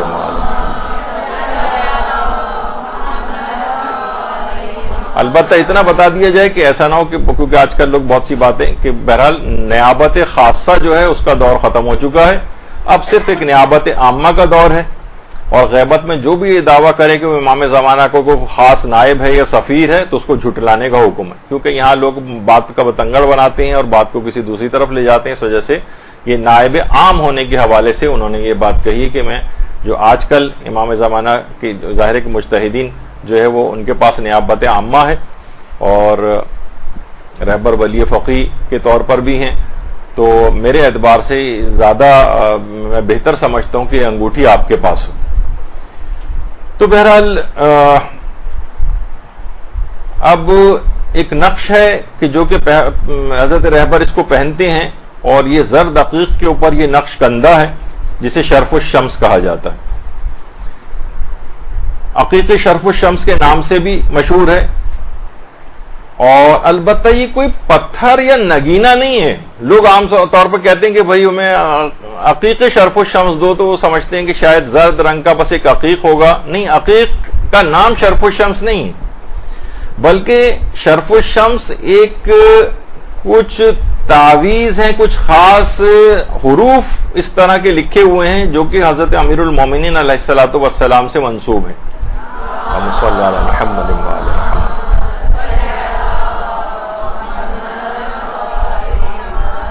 جو کہ باقاعدہ 19 فروردین، جو کہ ایرانی تقویم، ایرانی کیلنڈر کے اعتبار سے ان کا ایک مہینہ ہے جو کہ 31 دن کا ہوتا ہے، خاص آداب کے ساتھ 19 فروردین کو اس کے اوپر یہ نقش جو ہے کندہ کروایا جاتا ہے، اور اسے عقیق زرد کی پشت کے اوپر کندہ کیا جاتا ہے، عقیق زرد کی پشت پر باقاعدہ کندہ کرنے کے کچھ ماہرین ہوتے ہیں کہ جو کہ اس کے اوپر کندہ کرتے ہیں۔ اچھا، شرف الشمس کیا ہے؟ یعنی اصل میں یہ علم نجوم کی مختلف علوم ہے نا، اس کی ایک اصطلاح ہے۔ علم نجوم میں جو فعالیت ہوتی ہے کہ ستارہ جب کسی برج کے اندر شرف کرتا ہے، یعنی اونچا ہوتا ہے، یعنی وہ دوسرے برجوں کی نسبت کسی میں شرف ہوتا ہے اس کو، یعنی اونچا ہوتا ہے، اور کچھ برجوں کی نسبت اس میں حبوط ہوتا ہے۔ حبوط کہتے ہیں نیچے، ڈاؤن، نیچے کی طرف آنے کو۔ اچھا، آپ کو پتہ ہے کہ ظاہر یہ چیزیں اونچا ہونا یا نیچے ہونا یہ ریلیٹو ہوتی ہیں۔ مثلا میں اس وقت کرسی کے اوپر بیٹھا ہوا ہوں تو میں آپ سے اونچا ہوں اس وقت کرسی پہ بیٹھنے کے اعتبار سے، لیکن جو مثلا چھت پہ جو لوگ افراد گئے ہیں ان کے لحاظ سے میں نیچے ہوں، تو یہ ایک ریلیٹو ٹرم ہے، اونچا ہونا اور نیچا ہونا۔ تو شرف اور حبوط یہ دو ہیں۔ جب بھی آپ نے سنا ہوگا ایک چیز کہ حضرت آدم کا جنت سے نیچے زمین کے اوپر آنا، اس کو حبوط آدم کہا جاتا ہے۔ حبوط گول ہے، بے واو توئے، حبوط آدم۔ تو بہرحال تو کبھی یہ کچھ برجوں کے اندر جو سورج ہے وہ اونچائی کی طرف ہوتا ہے اور کچھ میں اس کا حبوط ہوتا ہے. اچھا اب ظاہر ہے ممکن ہے، یہ ظاہر ہے اس علم کے جو خاص ماہرین ہیں ان کے کچھ تجربات ہیں، اور باقاعدہ نجوم کے بھی اعتبار سے یعنی بلکہ جو بحار الانوار کی جو 54ویں جلد ہے اس میں کہ سورج کے لیے باقاعدہ روایت میں یہ چیز آئی ہے کہ سورج کے لیے بہترین مقام جو ہے اور شرف کا مقام وہ برج حمل کو قرار دیا گیا ہے، ایریز. تو جو فروردین جو ایرانی تقویم کے کیلنڈر کے اعتبار سے ہے کہ جب سورج برج حمل سے گزرتا ہے تو اللہ کی طرف سے کچھ خاص انرجی اور قوت سورج کو عطا ہوتی. اس خاص وقت میں اگر کچھ اذکار یا نقوش عقیق زرد کے اوپر لکھوائے جائیں ان کو شرف الشمس کہا جاتا ہے، اور ان کے کچھ خاص اثرات ہیں جو بھی آگے چل کر میں بیان کروں گا. تو اور یہ جو خاص اشعار ہیں باقاعدہ یہ جو تعویذ ہے یہ دیوان امیر المومنین، جو باقاعدہ ایک دیوان ہے، کچھ اشعار ہیں جو حضرت امیر المومنین علیہ السلام سے منسوب ہے، ان سے اس کی نسبت دی جاتی ہے. اگرچہ یہ دیوان امیر المومنین اتنا زیادہ ثابت نہیں ہے لیکن پھر بھی علماء اس کو یعنی اس کو اپنے اس میں پیش بھی کرتے ہیں، اور اگرچہ قطعی طور پر تو ہم اس کو نسبت نہیں دے سکتے لیکن بہرحال ایک نسبت حضرت امیر سے اس کو دی جاتی. تو یہ تعویذ اس کے اندر بھی موجود ہے، اور اس کو خاص ظہور کے وقت سے پہلے لکھا جاتا ہے، یعنی 19 فروردین لیکن کچھ ماہرین کہتے ہیں ضروری نہیں کہ 19 فروردین میں ہی لکھا جائے بلکہ الگ سے بھی کچھ اور تاریخوں میں بھی لکھا جا سکتا ہے. اور اب تو خیر یعنی خاص ظہور سے پہلے کیونکہ روایت کے اندر یہ آیا ہے کہ حضرت امیر نے ظہور سے پہلے اس کو پتھر کے اوپر کندہ کیا تھا، اور اب تو خیر یہ لکھے لکھائے جو ہے وہ مل جاتے ہیں مارکیٹ سے، تو خود سے الگ سے لکھنے کی ضرورت نہیں. اچھا جو ماہرین ہیں اس علم کے، دیکھیے جو یہ علوم غریبہ کہلاتے ہیں، علوم غریبہ. دیکھیے ہر چیز کا ایک الگ علم ہے. مثلا آپ فزکس کی چیزیں ہیں کچھ ایسی تو وہ فزکس کے ماہر سے آپ پوچھیں گی، تو اسی طریقے سے کچھ چیزیں ایسی ہیں جو کہ یہ اس قسم کے جو خاص علوم ہیں یہ اس علوم کے جو ماہرین ہیں ان سے پوچھنے والی. مثلا جو اس علم کا ماہر نہیں ہے وہ تو کہے گا کہ یہ بیکار چیزیں ہیں، ان میں کوئی چیز رکھی ہوئی نہیں ہے. مثلا یہ بھی فقہ کا بھی موضوع نہیں، فقہ اس چیز کو ڈسکس نہیں کرتی. تو جو فقیہ ہوتا ہے وہ اپنے معیارات سے چیز کو دیکھتا ہے، اور جو علوم غریبہ کے ماہرین ابھی آگے چل کے مثالیں میں علماء کی دوں گا کہ وہ اس کو کس طرح سے سمجھتے ہیں. تو جو اس علم کے ماہرین ہیں وہ یہ کہتے ہیں کہ اس وقت کاسمک ویوز یہ جب یعنی سورج برج حمل سے گزرتا ہے 19 فروردین کو 19ویں جو ہے درجے میں، تو کاسمک ویوز جو ہیں یہ زمین کے اوپر خاص طرح سے اثر انداز ہوتی ہیں. ان کاسمک ویوز وہ جو ایک انرجی ہے اگر ایک مناسب میڈیم سے گزار کر اس کو ہم جذب کر لیں تو اس سے بہت سارے فوائد کو حاصل کر سکتے ہیں. تو لہٰذا جب یہ سورج جس کو شمس کہا جاتا ہے جب یہ برج حمل سے 19ویں درجے کے اندر گزرتا ہے تو اس وقت خاص شرفی قوت اس کو ملتی. اچھا پچھلے سال جو 2018 گزرا ہے اس میں 18 اپریل سے لے کر 19 اپریل کے درمیان جو ہے سورج یہاں سے گزرا تھا، اور جو اب 2019 ہی چل رہا ہے ابھی اس میں اگلے ہی مہینے 8 اپریل سے 9 اپریل کے درمیان یعنی 8 اپریل کو صبح 8 بجے سے لے کر 9 اپریل کو صبح 8:30 بجے تک کے درمیان سورج برج حمل میں 19ویں درجے سے گزرے گا. تو جو اس کے علم کے ماہرین ہیں وہ اس خاص موقع پر کچھ خاص شرائط کو خیال رکھتے ہوئے یہ حرز شرف و شمس عقیق زرد کے اوپر کندہ کریں گے. وہ کہتے ہیں اس موقع پر خاص ایک شرفی قوت جو ہے یہ حاصل ہوتی ہے، اور بڑے اثرات ہیں اس کے کہ علماء تک اس کو اس انداز سے جو ہے وہ پہنتے ہیں.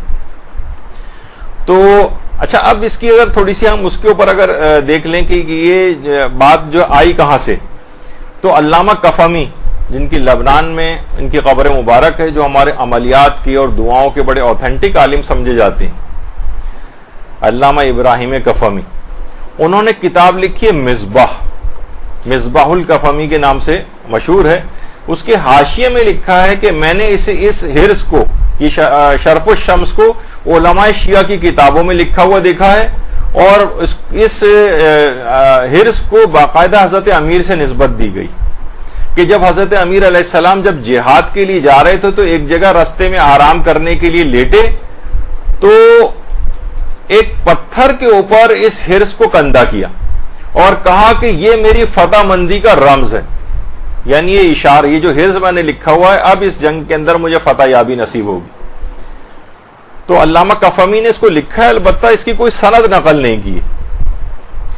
تو علماء فرماتے ہیں کہ بہرحال اس کے کچھ خاص آداب ہیں، باوضو ہو کر جو ہے اس کو جو ہے وہ لکھا جائے، نجاست کی حالت میں کہتے ہیں کہ اس کو نہ لکھا جائے، اور یہ آپ کے پاس نجاست کی حالت میں بھی نہ ہو تو بہتر ہے، یعنی آپ نجس نہ ہو اس وقت.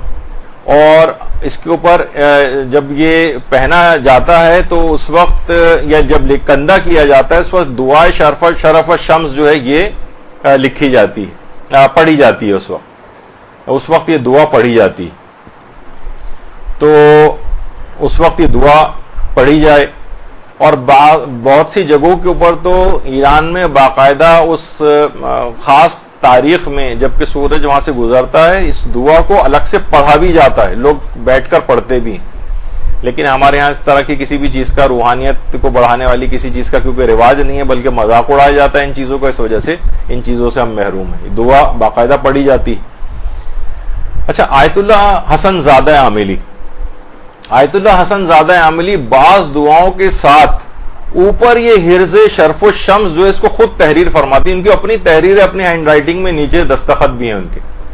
باقاعدہ آیت اللہ حسن زادہ عاملی جو ہے عالم ذو الفنون کہلاتے ہیں، یعنی اتنے زیادہ علوم و فنون اس جو زمانہ، اتنے الگ الگ قسم کے علوم و فنون کسی کے پاس نہیں جتنے آیت اللہ حسن زادہ عاملی کے پاس. الگ سے جو علوم غریبہ ہیں، علم العداد ہے، جفر اور اس طرح کی بہت ساری چیزیں جو ہیں ان کے بہت بڑے ماہر ہیں حسن زادہ عاملی. تو یہ باقاعدہ اس کو خود لکھتے ہیں، وہ اس کے اوپر تحریر اس طرح سے فرماتے ہیں. اور عموماً اس کو عقیق زرد کے اوپر لکھا جاتا ہے، عقیق زرد کے اوپر، اور باقاعدہ اس کو کندہ کیا جاتا ہے. اور عقیق زرد کے ساتھ ساتھ اس کو عقیق سرخ کے اوپر بھی لکھتے ہیں، کیونکہ دیکھیے عقیق سرخ جو ہے یہ خاص طور پر کشادگی رزق کے حوالے سے بھی ہے، تو اگر عقیق سرخ کے اوپر بھی لکھا جائے تو یہ الگ سے اس کے لیے بھی فائدہ مند ہے رزق کے حوالے سے بھی. اور کچھ لوگ وَمَن يَتَّقِ اللَّهَ يَجْعَل لَهُ مَخْرَجًا والی دعا بھی جو قرآنی آیت ہے وہ بھی اس کے اوپر لکھتے ہیں. اور جب یہ لکھا جا رہا ہوتا ہے اس وقت ایام سعادت جو ہیں، نیک دن، ان کا بھی خیال کیا جاتا ہے. اچھا، بہت سے خواتین اس کو لاکٹ، عقیق زرد کے اوپر جو اس کا ایک لاکٹ بنا کر اس پہ حرز شرف الشمس لکھوا کر یا کندہ کروا کے اس کو بھی پہنتی. البتہ اتنا بتا دیا جائے کہ ابھی آگے چل کر اس کا ذکر آئے گا کہ ان حروف یہ جو اوپر اس کے نشانات بنے ہوئے ہیں اس سے مراد کیا ہوتی ہے. یہ سمجھیں ایک لحاظ سے کوڈ ورڈ ہیں اس کے.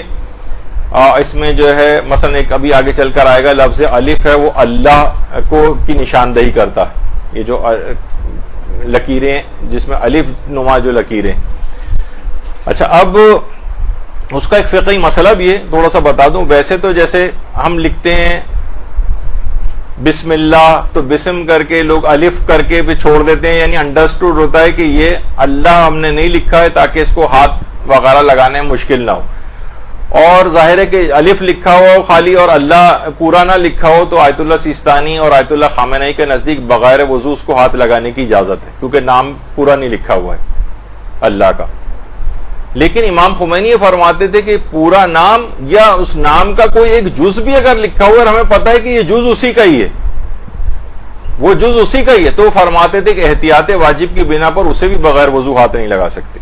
تو بہرحال یہ میں نے تقلید کے حوالے سے بتا دیا کہ اگر آپ کو مثلا یہ بات پتا ہے کہ یہاں یہ جو الف ہے یہ اللہ کے لیے لکھا گیا ہے تو آیت اللہ امام خمینی کی جو فتویٰ ہے، ان کے جو مقلدات ہیں یا مقلدین ہیں وہ اس میں احتیاط کریں گے اور بغیر وضو ہاتھ نہیں لگیں گے. لیکن البتہ وہ جو رہبر کی جو تقلید میں ہے یا آیت اللہ سیستانی کی تقلید میں، وہ کہتے ہیں کہ اس صورت میں اگر یہ جسم سے بغیر وضو بھی ٹچ ہو جائے تو فرق نہیں پڑتا ہے، کیونکہ وہ اللہ نہیں لکھا ہوا ہے یہاں پر، اس کی جگہ کوئی اور عدد ہے.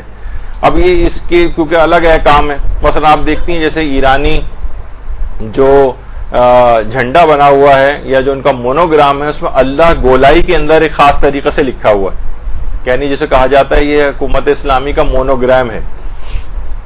تو کیا اس کو بھی بغیر وضو؟ تو اس میں بھی زیادہ تر علماء کا یہی نظریہ ہے کہ یہ بھی اسی اس میں جلالہ کے حکم میں، اور اس کو بھی بغیر وضو ہاتھ نہیں لگا سکتے.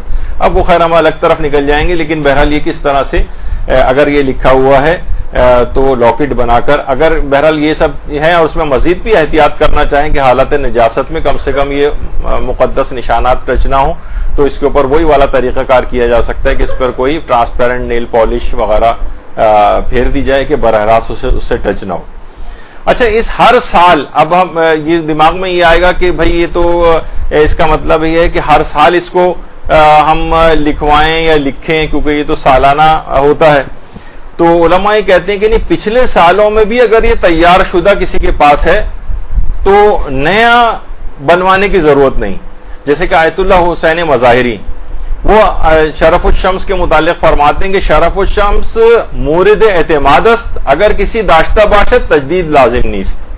کہتے ہیں کہ یہ شرف الشمس کا جو تعویذ ہے یہ قابل اعتماد تعویذ، یعنی اس پہ ریلائی کر سکتے ہیں، یعنی یہ قابل اعتبار چیز ہے. اور اگر یہ کسی کے پاس موجود ہے تو تجدید لازم نیست، یعنی ضروری نہیں کہ ہر سال نئے اعتبار سے اس کو لکھا جائے. وہ فرماتے نہیں، ہر سال نئے اعتبار سے لکھوانے کی ضرورت نہیں. اگر ایک دفعہ بھی لکھ دیا گیا ہے تو اس کے اثرات اس کے اندر باقی رہتے ہیں اور اس کو ہر سال تجدید کرنے کی ضرورت نہیں. تو بہرحال اگر آپ کہیں سے پچھلے سالوں میں بھی لکھا ہوا آپ کو مل جاتا ہے تو آپ اگلے سالوں میں بھی اس کو ویسے ہی استعمال کر سکتے ہیں.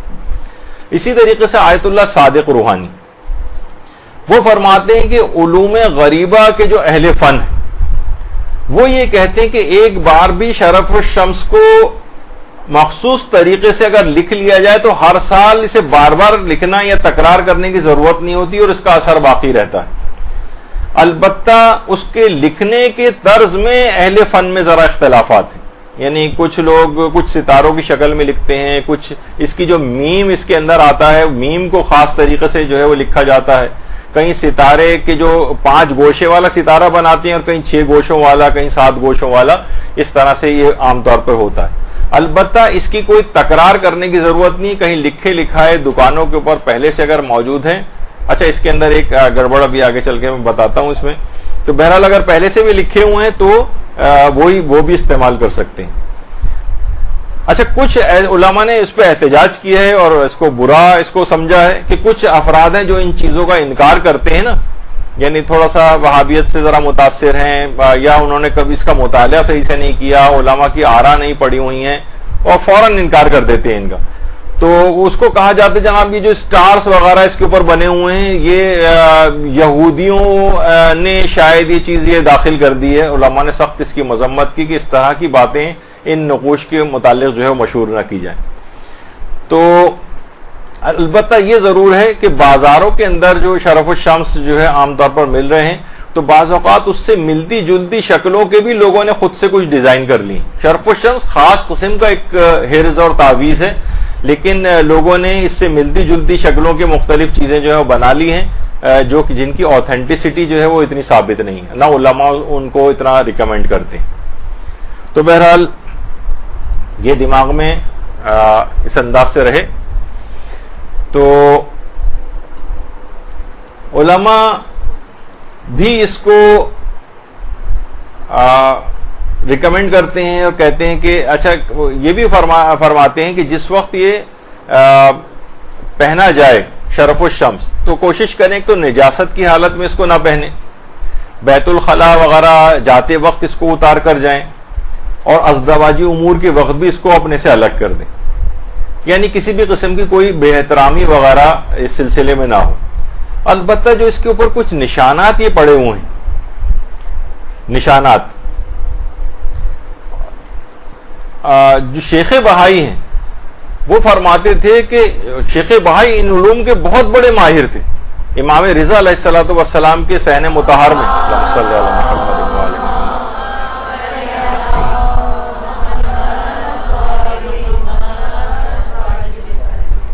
ان تمام علوم کے بے تحاشا ماہر تھے. ایک دفعہ میں نے بہت پہلے بتایا تھا کہ شیخ بہائی نے ایران کی جو سرحدیں ہیں وہاں کچھ خاص تعویذ لکھ کے سرحدوں کے نیچے دفن کروائی تھی کہ اس کو کوئی نقصان نہ پہنچے. تو ہم دیکھتے آ رہے ہیں کہ بہرحال بہت ساری چیزیں ایسی ہیں کہ کتنی عالمی سازشیں ہوتی ہیں لیکن ماشاءاللہ ایران اس سے نکل آتا ہے باہر. تو فرماتے تھے اس میں اعظم صغیر ہے شرف الشمس میں، شیخ بہائی فرماتے تھے. تو اب ظاہر ہے اس میں اعظم صغیر کیونکہ اللہ کے نام ہیں اور اس میں جو حروف مختلف ہیں ان میں اللہ کے نام کی طرف جو ہے وہ مبادرت ہوتی. اچھا، کتابوں میں شرف الشمس کے مختلف قسم کے جو نقوش ہیں، جیسے بہت سی جگہوں کے اوپر یہ بھی ہے کہ اس میں الف سے جو ہے اللہ مراد ہے، جہاں جیم ہے اس سے جمیل مراد ہے، رے سے رحمان مراد ہے، اور میم سے مومن مراد ہے، نون سے نور مراد ہے، جو اللہ کے مختلف نام ہیں، اور ان میں اس میں اعظم صغیر. تو اچھا، ایک تو یہ ہے، اور دوسرا یہ ایک جو اس کے اوپر نشانات بنے ہوئے ہیں، اس میں فے سے مثلا یا فردو، جیم سے یا جبارو، یا شکورو، یا ثابتو، یا ظہیرو، یا خبیرو، یا ذکی، یعنی یہ جو ایک لحاظ سے ہمارے اعتبار سے جو کوڈ ورڈ اس کے اوپر خاص طریقے سے لکھے ہوئے ہیں، اس میں یہ اللہ کے مختلف نام ہیں، اس وجہ سے اس کے اندر یہ اسم اعظم والی جو ہے وہ کیفیت پیدا ہو جاتی اور اس کے اثرات ہوتے ہیں. اور آیت اللہ حسن زادہ عاملی، آیت اللہ حسن زادہ عاملی نے جو ان کی کتاب ہے 1001 نقطہ، 1001 نقطے کے نام سے ان کی کتاب ہے، اس میں شرف الشمس جو ہے اس کے متعلق انہوں نے جو کہا ہے کہ اس میں جو خاص حروف ہیں اور ان کے خاص اثرات ہیں، اس کے اوپر پوری انہوں نے گفتگو کی، جو ابھی فی الحال ہمارے اس سے خارج ہے کیونکہ بہت تفصیل کے اندر پھر چلے جائیں گے. تو بہرحال وہ کہتے ہیں کہ خاص حروف ہیں اور ان کے خاص اثرات ہیں. اسی طریقے سے آیت اللہ نوری حمدانی وہ یہ فرماتے ہیں، انہوں نے بھی کہا ہے کہ کہا جاتا ہے کہ اس میں اسم اعظم ہے، اور کہا ہے کہ اس کی جو زیادہ تفصیل ہے وہ آیت اللہ حسن زادہ عاملی کی کتاب 1001 نقطہ اس کی طرف رجوع کریں. یعنی وہ بھی ابھی آگے چل کر بھی میں اس کا ذکر کروں گا کہ مراجع جو ہیں اس کو بڑے خاص طور پر اس کی تاکید کرتے آئیں. اچھا، اسی طرح سے آیت اللہ مبشر کاشانی، آیت اللہ مبشر کاشانی ان کا بھی خاص نظریہ. یہ فرماتے ہیں کہ علوم غریبہ ہے، یہ علوم غریبہ میں شمار ہوتی ہیں. جو بہت سے لوگ انکار کرتے ہیں نا، اصل میں ان علوم کا موضوع یہ نہیں، یہ علوم غریبہ کا موضوع.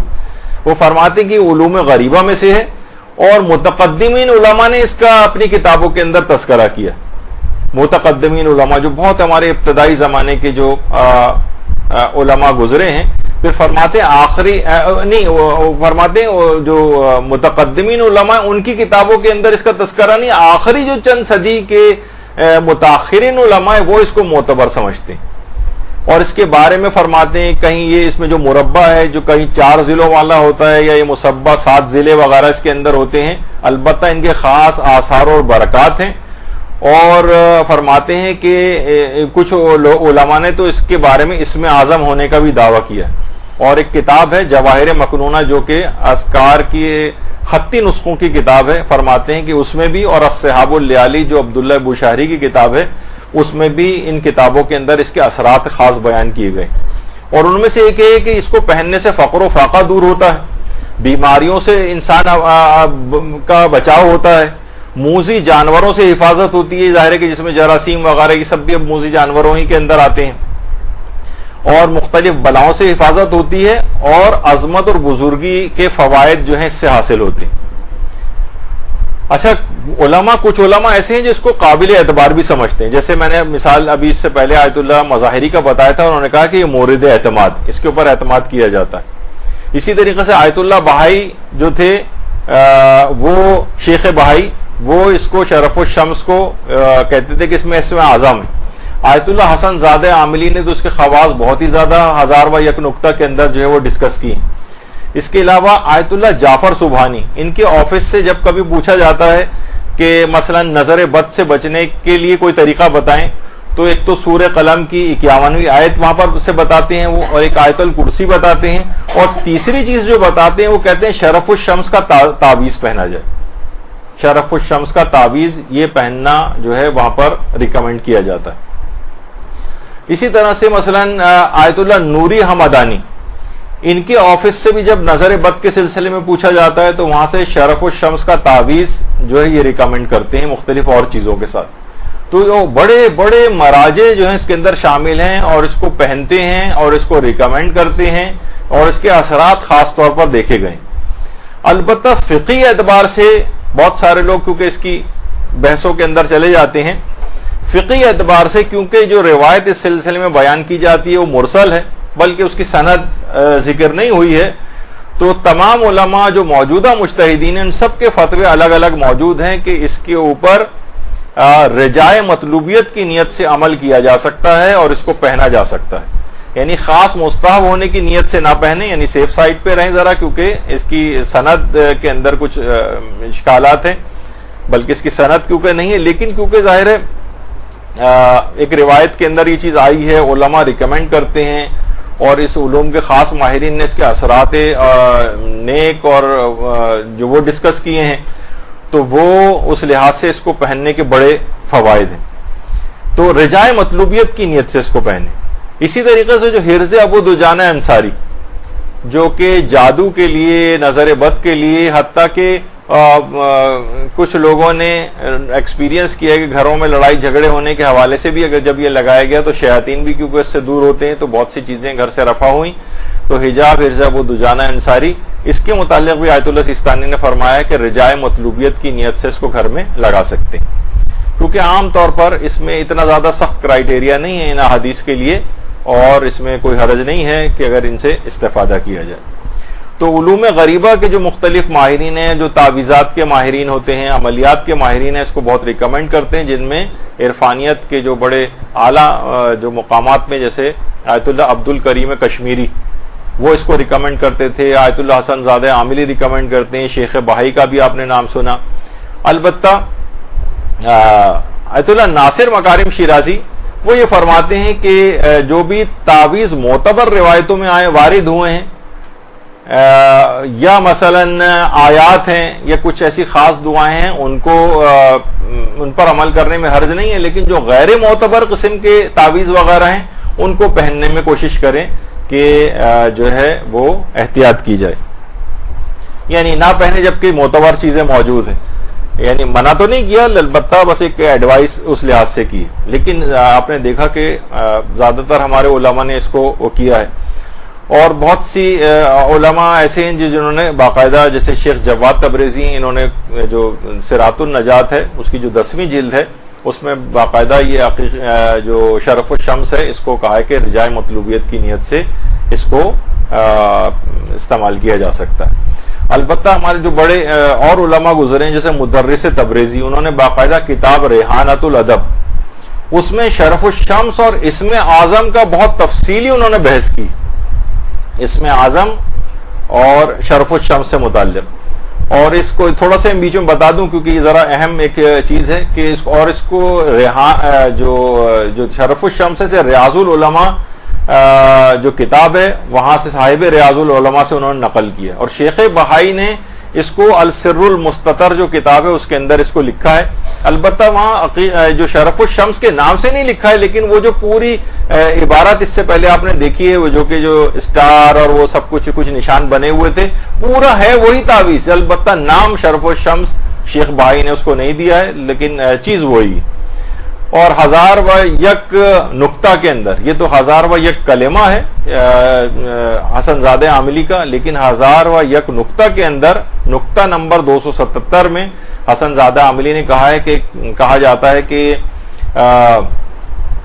سب سے یہ بات بتا دیجئے کہ سب سے پہلے اس کو علامہ کفمی نے اپنی کتاب اسی مصباح کے اندر لکھا. یہ کہا جاتا ہے کہ 7ویں صدی ہجری کے عالم ہیں. البتہ انہوں نے حضرت امیر سے اس کو نقل تو کیا، لیکن کیونکہ سند اس کی نہیں لکھی، تو بہرحال ایک سوال یہ اٹھتا ہے کہ جب علامہ مجلسی نے حلیۃ المتقین لکھی ہے اور اس کے اندر تمام قسم کے نقوش کا تذکرہ کیا جو معصومین سے ہیں، تو پھر شرف الشمس کا تذکرہ علامہ مجلسی نے کیوں نہیں کیا؟ اب یہ اس کی وجہ نہیں پتہ چلی کہ علامہ مجلسی نے کیوں اس کا تذکرہ نہیں کیا، تو لہٰذا بالجزم قطعی طور پر ہم یہ کہیں کہ اس کی نسبت حضرت امیر سے ہے تو یہ کہنا غلط ہو جائے گا. تو رجائے مطلوبیت کی نیت سے البتہ اس کو پہننے میں کوئی حرج نہیں ہے. البتہ علامہ کفمی نے باقاعدہ مصباح میں دعویٰ کیا ہے کہ حضرت امیر سے ہی منقول ہے. خیر، اس کے علاوہ جو جواہر مکنونہ جو خطی نسخوں کی کتاب ہے تعویذات وغیرہ کی، اس کے اندر بھی ہے موجود ہے. اچھا، اب شرف الشمس کے بڑے فائدے ہیں. اگر کہیں سے یہ دستیاب آپ کو ہو جائے، صحیح طور پر لکھا ہوا مل جائے اور کوشش کریں تو مل سکتا ہے، جب سب بڑے علماء بھی اس کو پہنتے ہیں اور اتنا ریکمینڈ کرتے ہیں. یہ دل اور دماغ کے اوپر بہت زبردست قسم کے اثرات ڈالتا ہے. دل اور دماغ خاص طور پر جتنے بھی اس کے اثرات دیکھیں تو میں نے اپنے طور پر یہ دیکھا، اثرات تو اس طرح سے کتابوں میں لکھے ہوئے ہیں. مثلا ایک تو یہ کہ انسان میں استقامت پیدا کرتا ہے.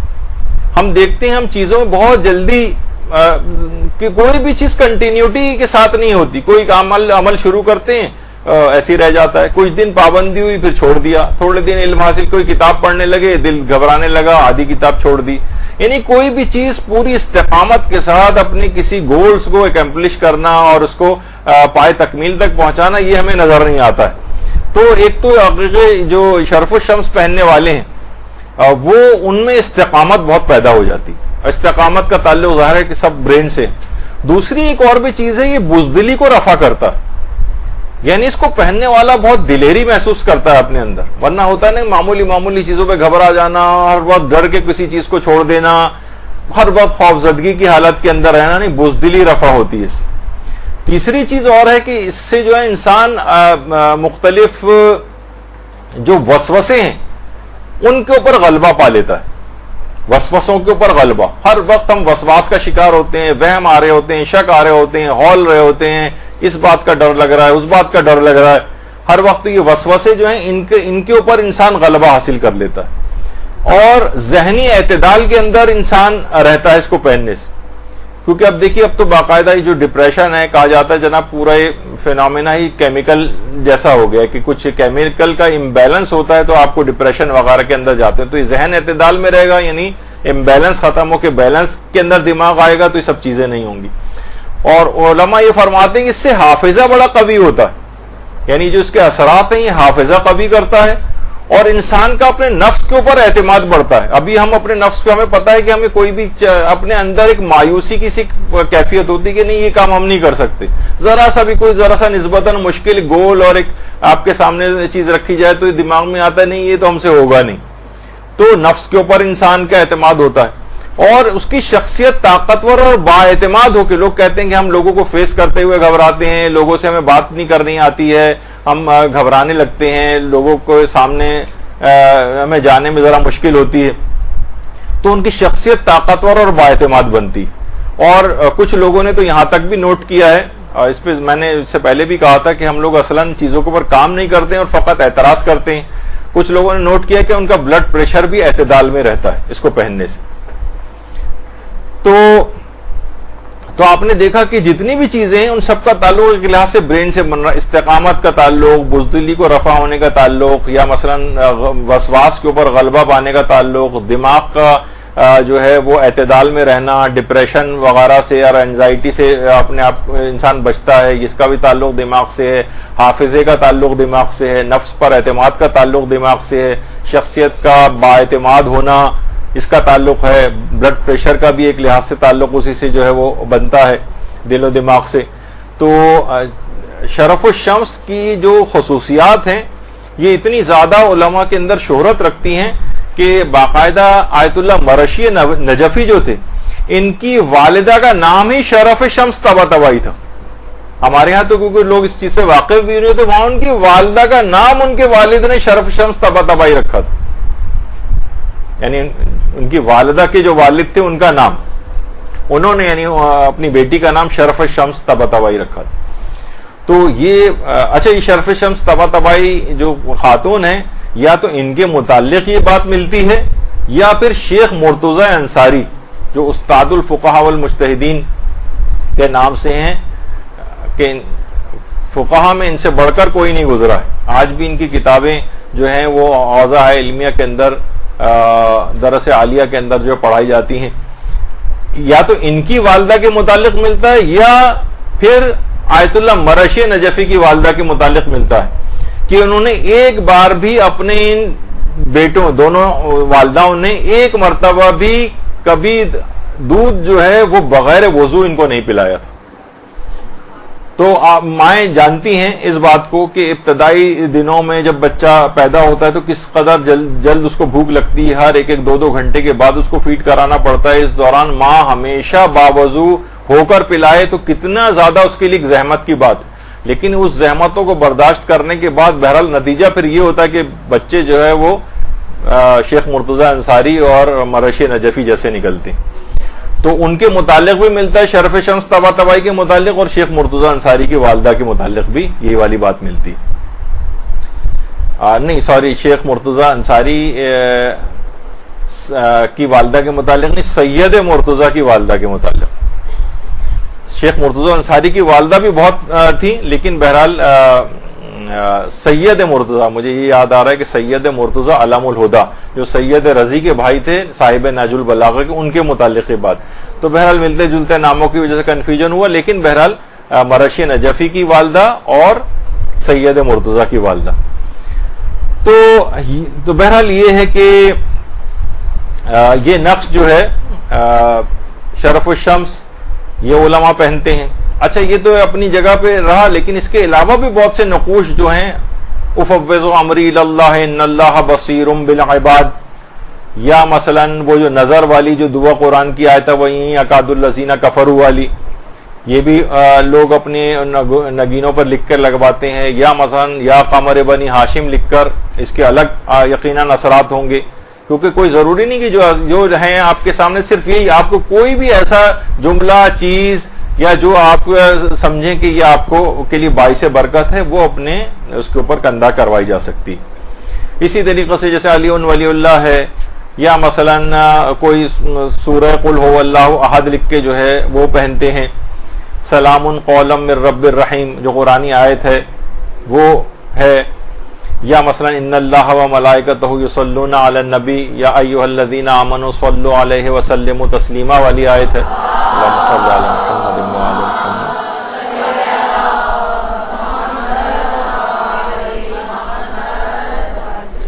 یا مثلا اللہم صل علی محمد و علی محمد وعجل فرجہم ہے. کچھ لوگ یہ بھی لکھ کے کندہ کرواتے ہیں. ان سب کے الگ الگ اثرات ہیں. البتہ ایک پہلو ایسا بھی ہے ان کے متعلق بات بیان ہو جائے کہ آیت اللہ جعفر سبحانی یہ بیان کرتے ہیں کہ آیت اللہ حسین بروجردی، یہ جن کی تصویر آپ کے سامنے، آیت اللہ حسین بروجردی اس قدر زاہد تھے، اس قدر عابد تھے کہ تظاہر زہد کو اور مقدس معابی سے بڑی احتیاط کرتے تھے. حتیٰ کہ یعنی اپنے تقدس کو چھپاتے تھے، اور تظاہر یعنی ظاہر کرنا، حتیٰ کہ لوگوں کے سامنے انگوٹھی تک نہیں پہنتے تھے. دیکھیے ہر نماز کے وقت میں پہنتے تھے، لیکن یہ کہ ہر وقت لوگوں کے سامنے پہننا، کیونکہ بہرحال ایک ہوتا ہے کہ ہاں ایک دیندار ہونے کی بہرحال ایک علامت ہوتی. اچھا اب یہ نہیں کہ خدا نہ خواستہ یہ بات کہ جو شخص انگوٹھی پہنتے ہیں تو وہ تظاہر پسند ہوتے ہیں یا اپنی مقدس معابی کو لوگوں کے ظاہر کرنا چاہتے ہیں. نہیں، ہر عالم کا اور مجتہد کا طریقہ کار اور احتیاطیں اپنی الگ الگ ہوتی. لیکن کبھی وہ انگوٹھی نہیں پہنتے تھے، حتیٰ کہ کبھی تسبیح بھی ہاتھ میں نہیں رکھتے تھے. آیت اللہ حسین بروجردی کہتے تھے کہ یعنی اپنے طور پر وہ کہتے تھے کہ میں تظاہر اور یہ مقدس معابی کو ظاہر کرنا پسند نہیں کرتا. تو ایک ان کا ایک پہلو تھا، لیکن بہرحال اس کو پہننا ثواب رکھتا ہے. مومن کی جو نشانیوں میں سے ایک نشانی ہے کہ انسان عقیق اپنے ہاتھ میں اس طرح سے پہنے. تو ان کے لیے ہوگا کہ بعض اوقات یہ ہوتا ہے نا کہ ریاکاری سے اپنے آپ کو پاک کرنا ہے. کچھ یہ لوگ اپنے مجاہدات کر رہے ہوتے ہیں. سید مہدی بحر العلوم کے متعلق ملتا ہے کہ ایک دفعہ درس دے رہے تھے، درس دیتے دیتے دوران درس مسکرانے لگے. تو ان کے شاگردوں نے کہا کہ اس سے پہلے تو ہم نے درس کے دوران کبھی آپ کو مسکراتے نہیں دیکھا. تو مہدی بحر العلوم کہنے لگے کہ 20 سال کی محنت شاقہ کے بعد آج مجھے احساس ہوا ہے کہ میرے اعمال ریاکاری سے پاک ہو گئے. 20 سال سے میں محنت کر رہا ہوں کہ اس کے اندر کوئی ریاکاری والا پہلو نہ آئے. تو آپ دیکھیں علماء اس طرح سے نا مختلف چیزوں کو کر رہے ہوتے ہیں، تو ہم ان کا حکم دوسروں کے اوپر اس انداز سے نہیں لگا سکتے.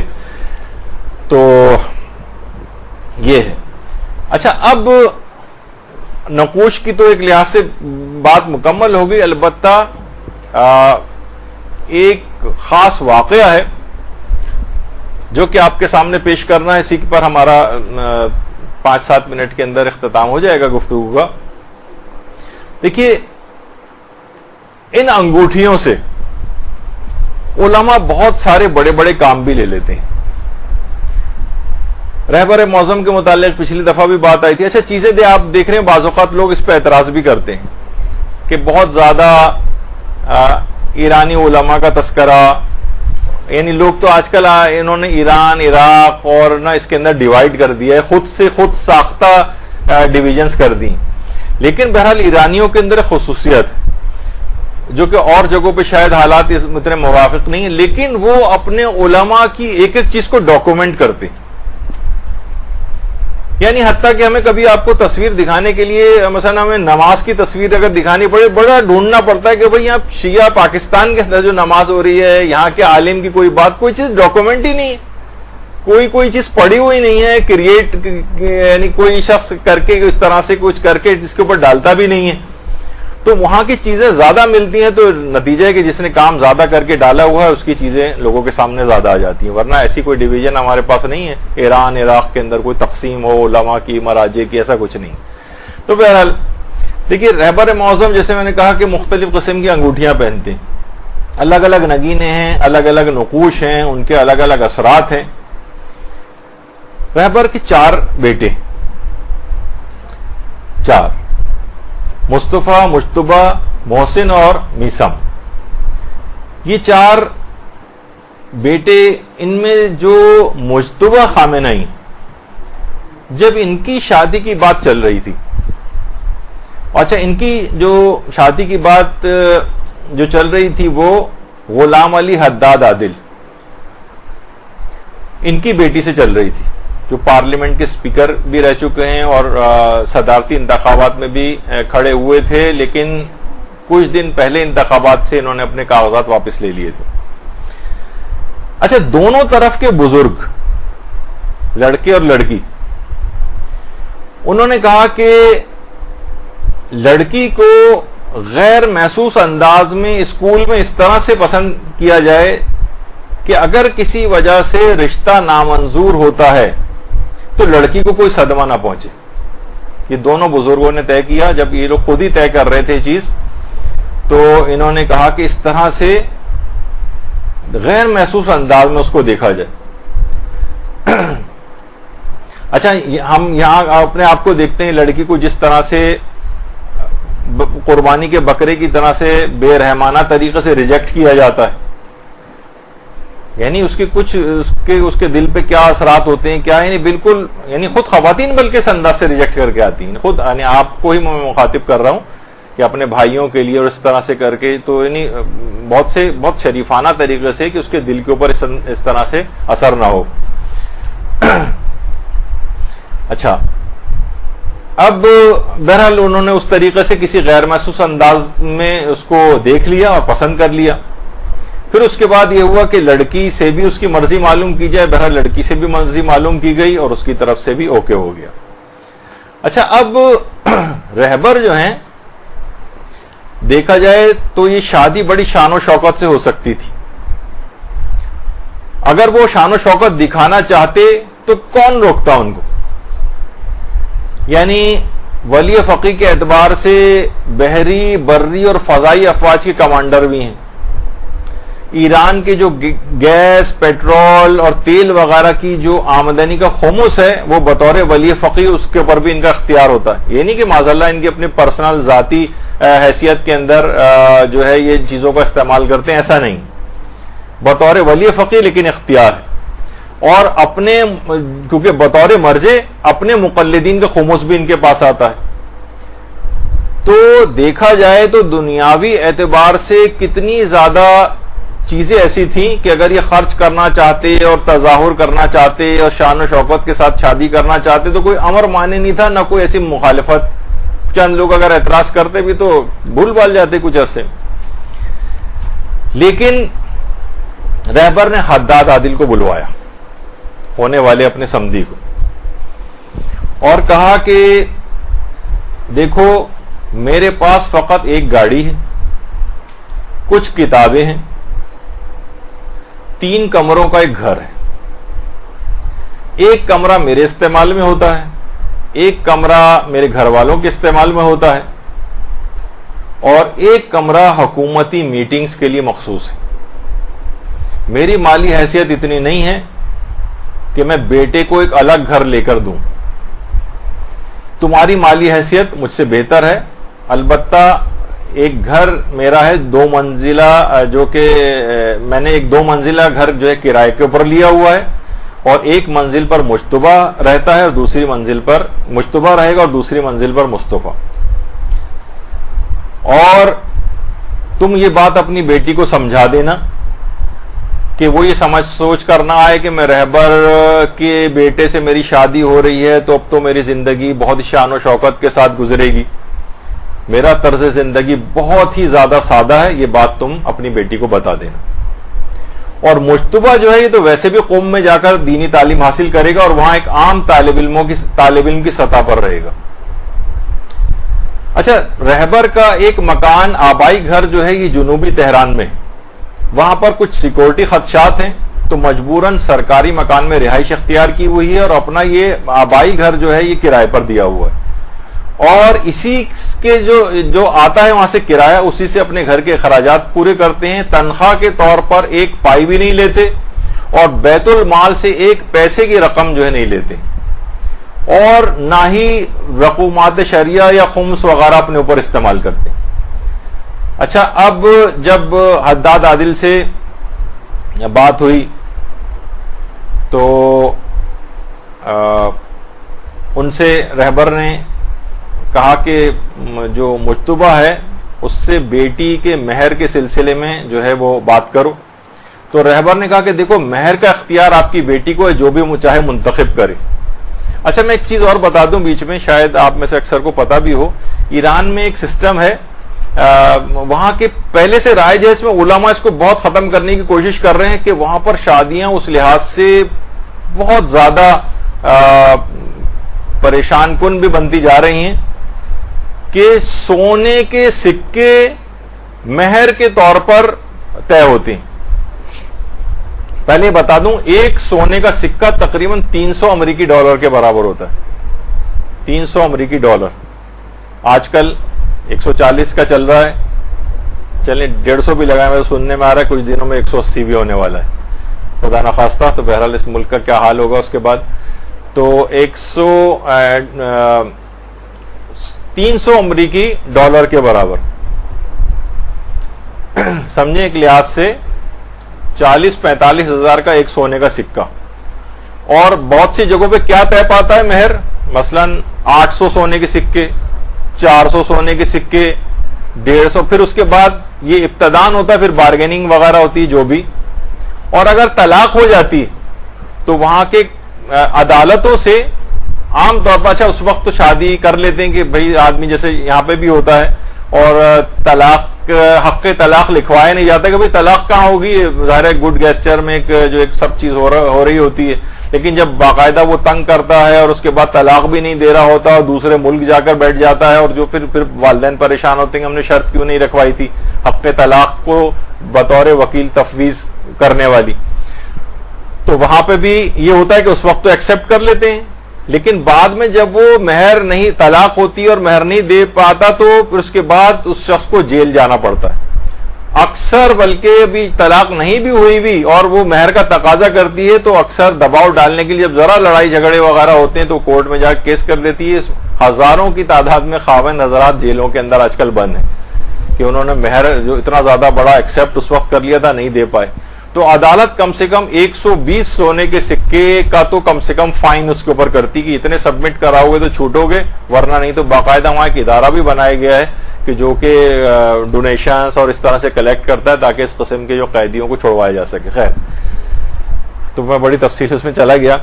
تو رہبر نے کہا کہ اچھا وہاں ظاہر تمام آپ جو رسومات ہیں بالکل ایک تلوار چلا کے تو ان کو ختم نہیں کر سکتے. کہا کہ نہیں یہ جو 800 400 اور اس طرح کے سونے کے سکے نہیں, صرف 14 سونے کے سکے تک اگر یہ مہر مقرر ہوتا ہے تب تو بات ٹھیک ہے, لیکن 14 سونے کے سکے سے زیادہ اگر آپ نے مہر کا تقاضا کیا تو ٹھیک ہے آپ کو اختیار کر سکتے ہیں, دیکھا جائے گا, لیکن یہ کہ پھر میں نکاح نہیں پڑھاؤں گا. اس سے زیادہ اگر مہر ہوا تو میں نکاح نہیں پڑھاؤں گا. اس سے پہلے بھی میں نے کبھی نہیں پڑھا ہے. یہ ایک لحاظ سے امر بالمعروف. اچھا ویسے دیکھا جائے تو اس کے اندر ویسا کوئی بطور حکم کرنا اور بھائی ایک مہر کا ایک عورت کا اختیار کامیاب زیادہ رکھ سکتی, دونوں پارٹیاں اگر ایکسپٹ کریں گی تو ہو جائے گا ورنہ نہیں ہوگا. تو رہبر نے اس لحاظ سے کوئی ان کو پریشرائز نہیں کیا, بلکہ کہا صرف اتنا کہ پھر کسی اور سے نکاح پڑھوا لیجئے گا, میں پھر اس کے بعد نکاح نہیں پڑھاؤں گا. اچھا اب اچھا وہاں دوسری ایک اور بھی چیز ہے. آج بہت ساری اس طرح کی رسومات ایران کے لحاظ سے, یہاں کی سے تو آپ واقف ہیں, شوہر و بیوی جو ہونے والے ایک دوسرے کو قیمتی تحائف کا تبادلہ یہ تقریباً واجب کے برابر ہے وہاں پر, اور عام معمولی تحائف نہیں, قیمتی ترین تحائف کا تبادلہ کرتے ہیں عام طور پر. علماء وغیرہ کے خاندانوں میں شاید اتنا نہیں ہوتا, لیکن عام جو وہاں کا ایک ہے مسئلہ, اس پہ بہت کافی کوشش ہو رہی ہے کسی طرح سے اس پہ قابو پایا جائے.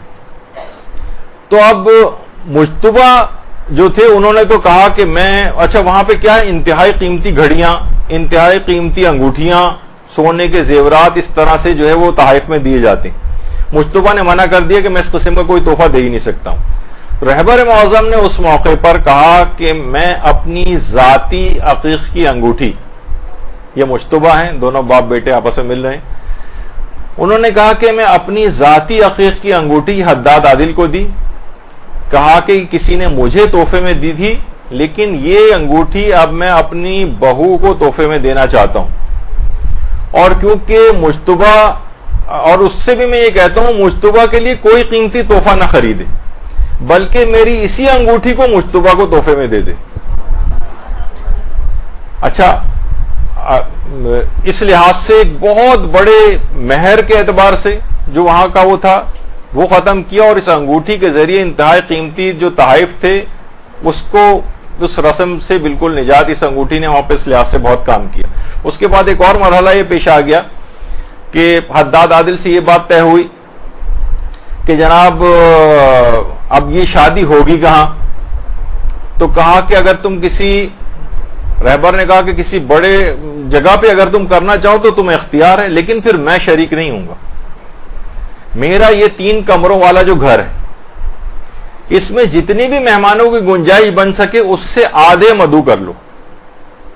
تو انہوں نے کہا یہ تینوں کمرے اگر ملا بھی لیے جائیں تو بہرحال 200 کی گنجائش بنتی ہے, کچھ باہر کا بھی اطراف میں لے لیا جائے تو اس کے آدھے یعنی 100 50 دونوں طرف کے مہمان, قریب ترین رشتہ دار, اور اس میں کچھ صدر خاتمی بھی تھے اس زمانے میں, اور ہاشمی رفسنجانی حیات تھے, اور کھانا بھی بہت سادہ تھا. اور بارات 2 ٹیکسیوں میں گئی, بارات 2 ٹیکسیوں میں گئی ہے, اور ایک موقع پر گاڑی کی بڑی شدید ضرورت پیش آ گئی تھی, لیکن رہبر نے سختی کے ساتھ منع کیا ہوا تھا کوئی سرکاری گاڑی استعمال نہیں کی جائے گی, اور صرف ایک قالین, وہاں پہ قالین تو ایسے ہی جیسے چٹائی کا ایک نہیں فولڈ کر کے کسی کو چٹائی تحفے میں دیں, ایران میں قالین لگژری اور وہ شمار نہیں ہوتے, بلکہ ایک ضرورت کی ایک چیز ہوتی ہے. ایک قالین, چھوٹا قالین جو ہے رہبر نے تحفے میں دیا, ایک حداد عادل نے دیا, اور تاکید کر دی گئی تھی کہ دفتری یا حکومتی کوئی بھی چھوٹی سے چھوٹی چیز بھی شادی میں استعمال نہیں ہوگی. تو بہرحال آپ نے دیکھا کہ رہبر کی وہ انگوٹھی ایک بظاہر ایک دنیاوی اعتبار سے ایک بے قیمت انگوٹھی, یعنی دنیا کے اعتبار سے, یعنی اس کے اندر کوئی قیمتی نہیں تھی کوئی بہت زیادہ, لیکن کتنے قیمتی جنجالوں سے اس نے گھرانوں کو جو ہے نا وہ بچا لیا. اچھا اللہم صلی علی محمد.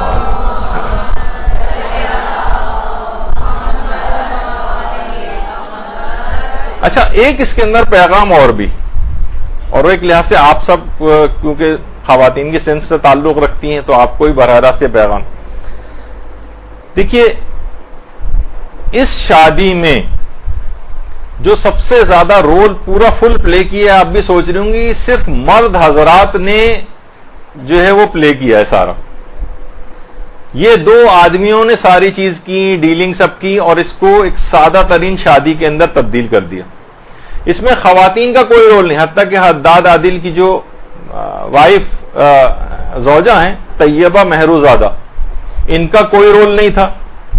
اور رہبر معظم کی زوجہ محترمہ منصورہ خجستہ باقر زادہ، یہ ان کی تصویر، ان کا بھی کوئی رول اس کے اندر نہیں تھا اس لحاظ سے. یعنی ویسے تو گھریلو طور پر جو ہوگا، لیکن اس کی ساری تفصیلات اس کو سادگی کے طور پر کرنے کی یہ مرد حضرات نے خود طے کی. کیونکہ پیغام اس کے اندر بہرحال یہی ہے کہ خواتین جو ہیں خود آپ لوگوں نے شادیوں کے خرچے اس قدر بڑھا دیے. وہ جناب ڈرون بھی آپ کو چاہیے تصویروں کے لیے، اور اس کے علاوہ جناب وہ کسی بڑے اس جگہ سے بیوٹی پارلروں کے لاکھوں روپے کے اخراجات ہو گئے ہیں، کپڑوں کے اخراجات ہو گئے ہیں، کھانوں کے اور ہوٹلز کے اور لانس کے، اور دنیا جہان کے آپ خود واقف ہیں کہ ایک عام سے جو بالکل ایوریج اور متوسط گھرانے کے ان کی 25 30 لاکھ کی ساری اگر آپ دیکھا جائے تو شادیاں جو ہیں وہ اس سے تو میں بہت 25-30 لاکھ کم سے کم اس کے اندر خرچ ہونے لگے ہیں. اور اس طرح سے جو لوگ ایک اعداد و شمار جو جمع کیے کسی اخبار کے اندر پڑھا تھا، ایوریج گھرانوں کی شادیوں میں کتنے اس کے لیے قرضے لیے جاتے ہیں، کتنے جگہوں سے وہ سال تک وہ اتارے جاتے ہیں. لیکن کیا وہ ایک دن کی بادشاہی قائم کرنے کے لیے، ایک دن کے تظاہر کے لیے، ایک دن کی شوبازی کے لیے اتنے زیادہ، یہی 25 لاکھ روپے سادگی کے ساتھ اگر 1-2-3 لاکھ کے اندر کر دی جائے، اور اس کے بعد ان نئے خاندان والوں جو بن رہا ہے ان کا شوہر و بیوی کا، انہی کو آپ گفٹ کر دیں گے، زندگی بھر میں ان لوگوں کے لیے کچھ کام آ جائیں گے یہ پیسے. وہ کچھ نہ کچھ اس سے اپنا روزگار میں اور کسی چیز میں بہتری پیدا کر سکتے ہیں. لیکن بہرحال یہ نہیں ہو رہا ہے. خواتین کو اس میں آگے آنا پڑے گا، یا مرد حضرات کو یہ تمام چیزیں ٹیک اوور کر کے اپنے ہاتھ میں لینی پڑیں گی. خواتین کیونکہ مجھے پتا ہے کہ آپ اگر قائل ہو بھی جائیں تو جو آپ کو جن دیگر خواتین سے مقابلہ کرنا پڑے گا وہ اتنی مضبوط ہوں گی کہ وہ آپ کو دبا لیں گی. تو بہرحال یہ شادی بھی طے ہو گئی، اس کے بعد بہترین طریقے سے انجام پائی، اور مجتبیٰ خامنئی، اس کے بعد ان کی اولادیں بھی ہوئیں، اور اس کے بعد یہ خوش و خرم زندگی سادگی کے ساتھ آج بھی یہ لوگ گزار رہے ہیں، اور ایک بہترین بابرکت زندگی ان کے سامنے. تو آپ نے دیکھا کہ بہرحال ایک انگوٹھی نے کتنے خاندانوں کو ایک کتنے بڑے اس سے جو ہے وہ گزارا ہے، ایک مشکل مرحلے سے اور مشکل صورتحال سے نکالا ہے. تو انگوٹھیوں کے اعتبار سے آپ لوگوں کو مبارک ہو کہ یہ 3-10 آج مکمل ہو گئے، اور کسی اور چوتھے کی طرف جانے کے امکانات تھے، لیکن میں نے اسے خود ہی روک دیا کہ نہیں، اس سے زیادہ اب آگے نہیں لے جانا ہے. بہت سی چیزیں اسکپ بھی کرنی پڑ گئیں. تو اب انشاءاللہ کیونکہ آگے بہت سے اہم مراحل آ رہے ہیں، شعبان آ رہا ہے، امام زمانہ علیہ السلام 15 شعبان جو ہے اس لحاظ سے آ رہی ہے.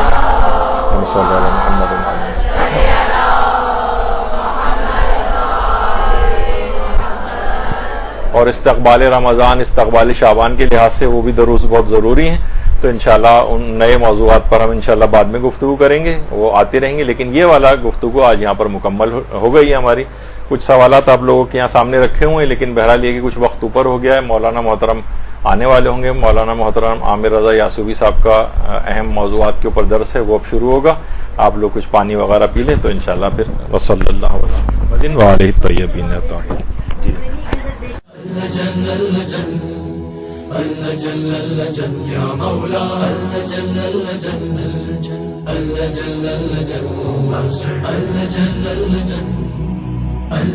يا صاحب السماء